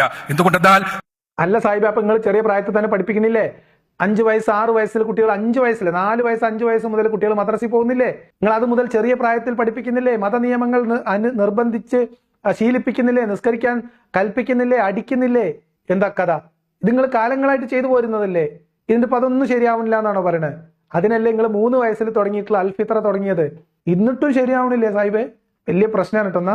നമ്മുടെ കുട്ടികളെ ശാസ്ത്രം പറഞ്ഞുകൊണ്ട്, സാമൂഹ്യ ശാസ്ത്രം പറഞ്ഞുകൊണ്ട്, മറ്റു ചില ആശയങ്ങൾ പറഞ്ഞുകൊണ്ട്, മനുഷ്യാവകാശമെല്ലാം പറഞ്ഞുകൊണ്ട് തെറ്റിദ്ധരിപ്പിക്കുകയും അവരുടെ തലച്ചോറിലേക്ക് അവരറിയാതെ സോഷ്യൽ മീഡിയയും മറ്റും വഴി ഇത്തരം ആശയങ്ങളെ ബ്രെയിൻ വാഷ് ചെയ്ത് മസ്തിഷ്ക പ്രക്ഷാളനം ചെയ്ത് അവതരിപ്പിക്കുകയും ചെയ്യുന്ന അവസ്ഥയാണുള്ളത്. അവിടെ നമുക്ക് ഇടപെടാൻ കഴിയണമെങ്കിൽ ഇടപെടാൻ കഴിയില്ല എന്നുള്ളതാണ് സത്യം. എന്തുകൊണ്ടെന്ന് വെച്ചാൽ നിങ്ങളെ കയ്യിലുള്ളത് ഖുർആനാണ്, ഇപ്പുറത്തുള്ളത് മനുഷ്യാവകാശമൊക്കെയാണ് പറയുന്നത്. ജനാധിപത്യം, മനുഷ്യാവകാശം, തുല്യനീതി, ലിംഗനീതി, ജെൻഡർ ജസ്റ്റിസ് തുടങ്ങിയിട്ടുള്ള ആശയങ്ങളൊക്കെ ഒരു ഭാഗത്ത് പറയുമ്പോൾ, ഏറ്റവും പ്രധാനമായിട്ട് മാനവികത പറയുമ്പോൾ, അവിടെ നിങ്ങൾക്ക് പ്രത്യേകിച്ച് ഒന്നും ചെയ്യാനില്ല. ഇസ്ലാമിനൊരു റോളും ഇല്ല. ഈ പുതിയ കാലക്രമത്തിൽ, പുതിയ മനുഷ്യന്റെ, പുതിയ കാലത്തിന്റെ, പുതിയ ധാർമ്മികതയിൽ, പുതിയ മാനവിക ബോധത്തിൽ ഇസ്ലാമിന് പ്രത്യേകിച്ച് ഒന്നും ചെയ്യാനില്ല. അതിന് നിങ്ങൾ ഇപ്പൊ പറയാൻ പോകുന്ന പരിഹാരവുമല്ല. ഒരു ചെറിയ പരിഹാരം ഞാൻ അവസാനം പറയാം. ഒരു 2 മിനിറ്റ് കൂടിയാണ് അക്ബർ സാഹിബിന്റെ ഉള്ളത്. 4 ചെറിയ ക്ലിപ്പുകൾ. നമ്മൾ അനിൽ മുഹമ്മദിന്റെ അത്രയൊന്നും പിന്നെ വലിയ റേറ്റ് ആയിരിക്കില്ല എന്ന് വിചാരിക്കുന്നത് ചെറിയ ക്ലിപ്പാണ്. നമ്മുടെ നിയമ സംവിധാനങ്ങൾ മാറാൻ പോകുന്നത്, മാറിക്കൊണ്ടിരിക്കുന്നത്, പാശ്ചാത്യ ലോകത്തിന്റെ അതേ അവസ്ഥയിൽ മാറിക്കൊണ്ടിരിക്കുന്നത്. പാശ്ചാത്യ ലോകത്തെല്ലാം നിങ്ങൾക്ക് പള്ളികളിൽ വെച്ച് പോലും ഹോമോസെക്ഷുവാലിറ്റി ഒരു സിന്നാണ് എന്ന്, ഒരു പാപമാണ് എന്ന് സ്വയം ഹോമോസെക്ഷുവാലിറ്റി ഒരു പാപമാണ് എന്ന് പള്ളികളിലെ പ്രസംഗങ്ങളിൽ പോലും പറയാൻ കഴിയാത്ത അവസ്ഥാവിശേഷം. അങ്ങനെ പറഞ്ഞാൽ നിങ്ങൾക്കെതിരെ കേസ് വരുന്ന അവസ്ഥാവിശേഷം. അതിനിപ്പോ അത് ആരുടെ കുറ്റാണ്? നിങ്ങൾ ആദ്യം ഈ ഹോമോസെക്ഷുവാലിറ്റി ഒക്കെ സിന്നാണ്, പാപമാണ്, തിന്മയാണ് എന്നൊക്കെ പഠിപ്പിക്കുന്നതിന് മുൻപ് അടിമ സമ്പ്രദായം തെറ്റാണ്, തിന്മയാണ് എന്ന് പഠിച്ചിട്ട് വരൂ. നിങ്ങൾ ആദ്യം അവിടത്തേക്ക് വരൂ. എല്ലാ മനുഷ്യരും തുല്യമായ അന്തസ്സുള്ളവരാണ് എന്ന ഒരു ധാരണയിലേക്ക്, അതിന് വിരുദ്ധമായതെല്ലാം തിന്മയാണെന്ന് പഠിപ്പിക്കാൻ കഴിയൂ. അടിമത്തം തിന്മയാണ്, മഹാതിന്മയാണ്, പാപമാണ്, തെറ്റാണ് എന്ന് പഠിപ്പിക്കാൻ നിങ്ങൾക്ക് കഴിയാത്ത കാലത്തോളം നിങ്ങൾ ഇതൊക്കെ പറഞ്ഞ് നിലവിളിക്കുന്നത് എന്ത് തമാശയാണ്, എന്ത് ദ്രാവിഡാണ്? നിങ്ങൾക്കെതിരെ കേസ് വരുന്ന അവസ്ഥാവിശേഷം. ഞാനൊരു പെൺകുട്ടിയാണ്, എനിക്ക് പെണ്ണാണ് എന്നാണ് തോന്നുന്നത്, അതുകൊണ്ട് എനിക്ക് പെണ്ണാകണമെന്ന് ആവശ്യപ്പെട്ടുകൊണ്ട് നമ്മുടെ ഒരു മകൻ കടന്നു വന്നാൽ അവനെ പറഞ്ഞ് അല്ല നീ പെണ്ണല്ല പുരുഷനാണ് എന്ന് പറഞ്ഞ് ബോധ്യപ്പെടുത്താൻ വേണ്ടി ശ്രമിച്ചാൽ അത് കുറ്റകരമാകുന്ന അവസ്ഥാവിശേഷം. അവനെ ഉപദേശിക്കാൻ വേണ്ടി വല്ല പണ്ഡിതന്മാരെയോ സൈക്കോളജിസ്റ്റുകളെയോ വിളിച്ചു വരുത്തിയാൽ അവർക്ക് എതിരെ കുറ്റപത്രം സമർപ്പിക്കപ്പെടുന്ന അവസ്ഥാവിശേഷം. ഇതൊക്കെ ചെറുതല്ലാത്ത വിവരക്കേടാണ്. ഒരു വ്യക്തി ഒരാളുടെ ജെൻഡർ ഐഡന്റിറ്റിയുമായി ബന്ധപ്പെട്ട് ഒരാൾക്കുണ്ടാവുന്ന ചിന്തകളെ ഉസ്താദ് ഖുർആനിൽ ആയത്ത് നോക്കിയിട്ട് അല്ലെങ്കിൽ അവയവം നോക്കിയിട്ട് അല്ല മനേജ് ആൺകുട്ടി തന്നെയാണ്, അല്ല മനേജ് പെൺകുട്ടി തന്നെയാണ് എന്ന് പറഞ്ഞു കൊടുത്താൽ, അല്ലെങ്കിൽ അത് കൗൺസിൽ ചെയ്താൽ, അല്ലെങ്കിൽ നിങ്ങളുടെ രീതിയിലുള്ള ചികിത്സകൾ നിർദ്ദേശിച്ചാൽ കേസ് കൊടുക്കും എന്നൊക്കെ പറഞ്ഞാൽ നിങ്ങൾ എന്തിനാണ് ആവശ്യമില്ലാത്ത പണിക്ക് പോകണം ഉസ്താദെ? എന്തൊക്കെയാണ് ഈ പറഞ്ഞു കൂട്ടുന്നത്? പിന്നെ മതത്തിൻ്റെതായിട്ടുള്ള ചില നന്മ തിന്മ സങ്കല്പങ്ങൾ ഇന്ന് പറഞ്ഞാൽ ചിലപ്പോൾ അകത്തു പോകും. മുഹമ്മദ് നബിയുടെ സുന്നത്താണ് എന്ന് പറഞ്ഞിട്ട് നിങ്ങൾ ചില നിയമങ്ങൾ, ചില വിവാഹ കുടുംബ ജീവിതത്തിലേക്ക് കടക്കാൻ ശ്രമിച്ചാൽ നിങ്ങൾ അകത്തു പോകും. നിങ്ങൾക്ക് യുദ്ധത്തിൽ അധീനപ്പെടുത്തി കിട്ടിയതാണ്, ഇതിന്റെ വലങ്കൈ ഉടമപ്പെടുത്തിയതാണെന്ന് പറഞ്ഞിട്ട് നിങ്ങളൊരു അടിമ സ്ത്രീയുമായിട്ട് വേറെ ഏതെങ്കിലും ആഫ്രിക്കൻ രാജ്യങ്ങളിൽ നിന്ന് ഒരു അടിമ സ്ത്രീയെ പിടിച്ചുകൊണ്ട് വന്നാൽ ഇവിടെ സമ്മതിക്കൂല, നടക്കൂല. അപ്പൊ അങ്ങനെയുള്ള പ്രശ്നങ്ങളുണ്ട്. അതൊക്കെ മതത്തിന്റെ പരിമിതിയാണ് എന്ന് മനസ്സിലാക്കുക എന്നതാണ് ബുദ്ധി. അത്തരം ഒരു അവസ്ഥ ലോകവ്യാപകമായി ഉണ്ടായിക്കൊണ്ടിരിക്കുമ്പോ, ആ ഒരു അവസ്ഥ ഇന്ത്യയിലേക്കും വന്നുകൊണ്ടിരിക്കുമ്പോ, ഇന്ത്യയിലെ നിയമകൂടങ്ങളടക്കം അതിന് പച്ചപ്പരവാചാനി വിധി വിരിച്ചുകൊണ്ടിരിക്കുമ്പോ നമ്മുടെ കൈകളിൽ ഒരൊറ്റ പ്രതിരോധ മാർഗം മാത്രമേ ഉള്ളൂ. അത് പരിശുദ്ധ ഖുർആനിന്റേതാണ്, തിരുസുന്നത്തിന്റേതാണ് എന്ന് പറയാനാണ് ഞാൻ പറഞ്ഞത്. ഇതാണ് ഞാൻ പറഞ്ഞത്. നിങ്ങൾ ഈ നിർദ്ദേശിക്കുന്നത് വലിയ പ്രശ്നമാണ്. ഇതാണ് പരിഹാരം എന്ന് നിങ്ങൾ പറഞ്ഞതിന്റെ പ്രശ്നമാണ് ഇപ്പൊ നിങ്ങൾ അനുഭവിക്കുന്നത്. ഇതാണ് ലോകത്തിലേക്ക് ഏറ്റവും വലിയ സാധനം എന്ന എടുത്താ പൊങ്ങാത്ത അവകാശവാദം തോളിലേറ്റി അതിങ്ങനെ തെരുവ് തോറും കച്ചവടം ചെയ്യാൻ നോക്കിയത് കൊണ്ടാണ് ഇപ്പോ ഈ അകാല മൃത്യു നിങ്ങൾക്ക് ഉണ്ടായിട്ടുള്ളത്. നിങ്ങൾക്ക് മീൻസ് ഇസ്ലാം എന്ന് പറയുന്ന ഈ ഒരു ആശയത്തിന് ഇങ്ങനെ ഒരു സംഭവം ഉണ്ടാകുന്നത്. അതുകൊണ്ട് ഇനി അതിന് പരിഹാരം ഇനിയും കുട്ടികൾക്ക് ഖുർആൻ പഠിപ്പിച്ചു കൊടുക്കലാണ് എന്ന് പറഞ്ഞാൽ അത് വലിയ ദുരന്തത്തിലേക്ക് പോകും. പിന്നെ ഇസ്ലാമിന്റെ പൊടി പോലും ഉണ്ടാവില്ല കണ്ടുപിടിക്കാൻ. ഖുർആൻ വെച്ചിട്ട് നിങ്ങൾ എങ്ങനെ പ്രതിരോധിക്കുന്നതാണ്? അതല്ലാതെ ലിബറലിസത്തിന്റെ വ്യത്യസ്തങ്ങളായ കാഴ്ചപ്പാടുകളെയും അതിന്റെ അപകടങ്ങളെയും അപഗ്രഥിക്കുക എന്റെ സംസാരത്തിന്റെ ലക്ഷ്യമല്ല. അത് വളരെ വിശദമായ സംസാരങ്ങൾ ആവശ്യമുള്ള കാര്യമാണ്. വിശദമായിട്ടുള്ള സംസാരം ആവശ്യമുള്ള കാര്യമാണ്. പക്ഷെ അത് നിങ്ങൾ ഈ പറഞ്ഞതൊന്നുമല്ല ലിബറലിസം എന്ന് പറയുന്നത്. അത് മാത്രം നമുക്കിപ്പോ ചുരുക്കി പറയാം. ബാക്കി ഞാൻ സൂചിപ്പിക്കുന്നത്, സഹോദരങ്ങളെ, പരിശുദ്ധ ഖുർആനിന്റെ പടച്ചട്ട അണിയിപ്പിച്ച് നമ്മുടെ മക്കളെ വളർത്തിയെടുക്കുക മാത്രമാണ് ഇതിനെല്ലാമുള്ള പരിഹാരം. മറ്റൊരു മാർഗവുമില്ല എന്ന് നമ്മൾ മനസ്സിലാക്കുക. പരിശുദ്ധ ഖുർആനിന്റെ പടച്ചട്ട മാത്രമാക്കണ്ട, പുണ്യപ്രവാചകന്റെ ഉടവാളും കൂടി എടുത്തോട്ടെ, എന്നിട്ട് വല്ല കാര്യമുണ്ടോ? പൊന്നാര സാഹിബ് നിങ്ങൾ ഇപ്പോഴും തെറ്റായ പരിഹാരത്തിലുള്ളത്. ഇത് പരിഹാരമല്ല. പരിഹാരം ഞാൻ നിങ്ങൾക്ക് പറഞ്ഞുതരാം. നമ്മൾ പ്രതിജ്ഞയെടുക്കുക, നമ്മുടെ മക്കളെ പരിശുദ്ധ ഖുർആനിന്റെ വാഹകരാക്കി തീർക്കുമെന്ന്, പഠിതാക്കളാക്കി തീർക്കുമെന്ന്. മറ്റു വിഷയങ്ങളെക്കാൾ അവർക്ക് ആ രംഗത്ത് കൃത്യമായ വഴി നൽകുന്ന ആളുകളായി നമ്മൾ തീരുമാനം പ്രതിജ്ഞയെടുക്കുക. അവിടെയും ചെറിയ പ്രശ്നമുണ്ട് ഉസ്താദെ. നിങ്ങൾ നിങ്ങളുടെ മക്കളെ ഇന്നതാക്കി തീർക്കുമെന്ന് പ്രതിജ്ഞ ചെയ്താൽ നിങ്ങൾ പോയിട്ട് അവരുടെ തലച്ചോറിൽ നാളെ എന്താ ചെയ്യാൻ പോണേ? അതുകൂടി ഒരു പ്രശ്നമാണല്ലോ. ഇനി ഇതൊക്കെ തലച്ചോറിൽ കുത്തി നിറച്ചിട്ട് വന്ന ആൾക്കാരാണ് നമ്മളൊക്കെ ഇതൊക്കെ തലച്ചോറിൽ കയറ്റി വെച്ച് നടന്നിരുന്ന ആൾക്കാരാണ്. ചെറിയ പ്രായത്തിൽ മദ്രസയിൽ കൊണ്ടുപോയി തല്ലിയും കുത്തിയും പേടിപ്പിച്ചും ഖബർ പറഞ്ഞൊക്കെ പേടിപ്പിച്ച് തലയിൽ കുത്തി നിറച്ച് ഈ ഭയം കൊണ്ട് കുറെ കാലം ജീവിച്ച ആൾക്കാരാണ്. പക്ഷെ അതിനൊക്കെ അപ്പുറത്തേക്ക് മനുഷ്യന്റെ ചിന്തകളിൽ ഈ പറയപ്പെടുന്ന മാനവികത എന്ന ആശയം, സമത്വം, ജനാധിപത്യം, മതേതരത്വം എന്നൊക്കെ പറയുന്ന ആശയം അത് വളരെ വലിയ ഇമ്പാക്ട് ഉണ്ടാക്കും. ഇപ്പൊ നടക്കുന്നതും അതാണ്. ഇനി എന്താണ് പരിഹാരം? നിങ്ങൾ ഈ പറഞ്ഞ ഒന്നും പരിഹാരമല്ല. ഇത് കൂടുതൽ കാര്യങ്ങൾ കോംപ്ലിക്കേഷനിലേക്ക് കൊണ്ടുപോകും. ഇത് കൂടുതൽ കോംപ്ലിക്കേറ്റ് ആക്കും. അതുകൊണ്ട് ഞാൻ നിങ്ങൾക്ക് പറഞ്ഞുതരാം പരിഹാരം എന്താണെന്ന് വെച്ചാൽ. പരിഹാരം എന്ന് പറയുന്നത്, ലോകത്ത് കുറേ മതങ്ങളുണ്ട്, കുറേ ദൈവവിശ്വാസികളുണ്ട്, ഒരുപാട് സംസ്കാരങ്ങളുണ്ട്, ഒരുപാട് വിശ്വാസങ്ങളും ആചാരങ്ങളുമായിട്ട് ജീവിക്കുന്ന ജനവിഭാഗങ്ങളുണ്ട്. അതിലൊന്നാണ് ഞങ്ങൾ എന്ന് തീരുമാനിക്കുക. കുറേ വേദഗ്രന്ഥങ്ങളുണ്ട്, ഞങ്ങളുടെ കയ്യിലൊരു വേദഗ്രന്ഥമുണ്ട്. കുറേ മതങ്ങളുണ്ട്, ഞങ്ങൾ അതുപോലത്തെ ഒരു മതമാണ്. ഞങ്ങളുടെ വിശ്വാസം ഇതാണ്, ഞങ്ങളുടെ ആരാധന ഇതാണ്, ഞങ്ങൾ ഇതുകൊണ്ട് ഒരു സൈഡിൽ കൂടി പോട്ടെ, ഞങ്ങളെ കുട്ടികൾക്ക് ഇത് പഠിപ്പിച്ചു കൊടുക്കട്ടെ എന്ന നിലപാടെടുത്ത് നെഞ്ചും വിരിച്ചിട്ട് കിതാബും പിടിച്ചിട്ട് ഈ ഗ്രന്ഥം കയ്യിലുണ്ടെങ്കിൽ എന്ന് പറഞ്ഞില്ലേ, ആ മസിൽ അങ്ങോട്ട് വിട്ടാളി, പകുതി പ്രശ്നം തീരും. എല്ലാ പ്രശ്നവും എല്ലാ ശാസ്ത്രവും ഈ കിതാബിലുണ്ട് എന്ന് പറഞ്ഞിട്ട് കിതാബ് എഴുതി വീഡിയോ ചെയ്ത് ഗവേഷണ പ്രബന്ധങ്ങൾ ഉണ്ടാക്കി കണക്കിന്റെ അത്ഭുതവും ഭ്രൂണശാസ്ത്രത്തിന്റെ അത്ഭുതവും കടലാഴത്തിന്റെ അത്ഭുതവും ഒക്കെ കൂടെ കൊണ്ടുവന്ന് ഇതെല്ലാം കൂടെ കുഴച്ച് മറിച്ച് കളയാതെ ഒത്തു നിസ്കാരവും ദിക്റും ഒക്കെ ആയിട്ട് നിങ്ങൾ നിങ്ങളുടെ വഴിക്ക് പോ. നിങ്ങൾ നിങ്ങളുടെ വിശ്വാസവുമായിട്ട് ജീവിക്കേ. മറ്റു വിശ്വാസങ്ങളെയും വിശ്വാസങ്ങളില്ലായ്മയും ഒക്കെ ഇതിനേക്കാളും ഏറ്റവും വലിയ പ്രശ്നമാണ്. ഇത് മാത്രമാണ് ശരി, ഞങ്ങൾ മാത്രമാണ് സത്യൻ, ബാക്കിയുള്ളവരൊക്കെ സത്യനിഷേധികളാണ് എന്ന ഈ തള്ള അങ്ങോട്ട് അവസാനിപ്പിക്കുക. ലോകത്തിലേക്കും വെച്ച് എല്ലാ മനുഷ്യർക്കും എല്ലാ കാലത്തേക്കും ഉത്തമമായിട്ടുള്ള മാതൃക ഞങ്ങളെ നേതാവ് മുഹമ്മദ് നബിയാണെന്ന് പരസ്യമായിട്ട് പറയാതിരിക്കുക. നാട്ടുകാർക്കൊക്കെ മനസ്സിലായിന്. അപ്പൊ അതൊന്നും പറയാതെ നിങ്ങളെ നബീനെ സ്നേഹിച്ച് അള്ളാനെ വിശ്വസിച്ച് നിസ്കാര ഓത്തുമായിട്ട് പള്ളിയിലും വീടിന്റെ അകത്തും കൂടിക്കോ. നിങ്ങൾ മതത്തിന്റെ ഈ ഉമ്മത്തിന്റെ കളി ഉണ്ടല്ലോ, അതങ്ങോട്ട് അവസാനിപ്പിക്കുക. മറ്റെല്ലാത്തിനും മേലെ വലിയ കൊമ്പുള്ള ആൾക്കാരാണ് ഞങ്ങൾ എന്നുള്ള ആ മസിൽ പിടുത്തം ഒഴിവാക്കുക. ലോകത്ത് കുറേ മതങ്ങളുണ്ട്, അതിലൊരു മതമാണ് ഇസ്ലാം എന്ന് എല്ലാവരും സമ്മതിച്ചു തരുന്നുണ്ട്. അത്രേ കിട്ടൂ, ആ മാർക്കേ ഇസ്ലാമിനുള്ളൂ. അതിൽ തന്നെ ഇസ്ലാം ഇനിയും മറ്റു മതങ്ങളോടൊപ്പം ഇനി പരിഗണിക്കണമെങ്കിൽ പോലും ഇസ്ലാം കുറേ മാറാനുണ്ട്. കുറെ കാലത്തിനൊത്തും സമൂഹത്തിനൊത്തും മനുഷ്യർക്കൊത്തും കാലഘട്ടത്തിനൊത്തൊക്കെ മാറണം. അതിന് തയ്യാറാവുക. വെറുതെ 6-ാം നൂറ്റാണ്ട് സുന്നത്ത് ഇജ്തിഹാദ് എന്നൊന്നും പറഞ്ഞിട്ട് വെറുതെ നിൽക്കണ്ട, നടക്കൂല.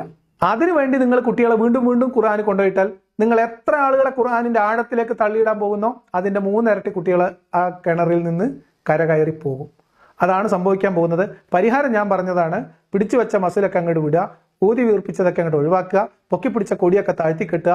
എല്ലാ മതങ്ങളിലും പോലെ ഒരു മതമായിട്ട് നിങ്ങൾ മതവിശ്വാസിയായിട്ട് ജീവിക്കുക. ഇനി ലിബറലിസത്തിന്റെ ഒരു പോയിന്റ് ഞങ്ങൾക്ക് പറഞ്ഞുതരാം. ലിബറലിസം എന്ന് പറയുന്നത് മതവിശ്വാസികളുടെ അവകാശങ്ങളെ കൂടി വ്യക്തി എന്ന രീതിയിലും ഒരു കൂട്ടം മനുഷ്യർ എന്ന രീതിയിലും അംഗീകരിക്കുന്നവരാണ് എന്ന് തിരിച്ചറിയാം. അത്രയാണ് ഇപ്പോൾ പറയാനുള്ളത്. ബാക്കിയൊക്കെ നമുക്ക് സമയം പോലെ പിന്നെയും പറയാം. സാഹിബ് നമ്മളൊക്കെ ഇവിടെ തന്നെ ഉണ്ടാവുമല്ലോ.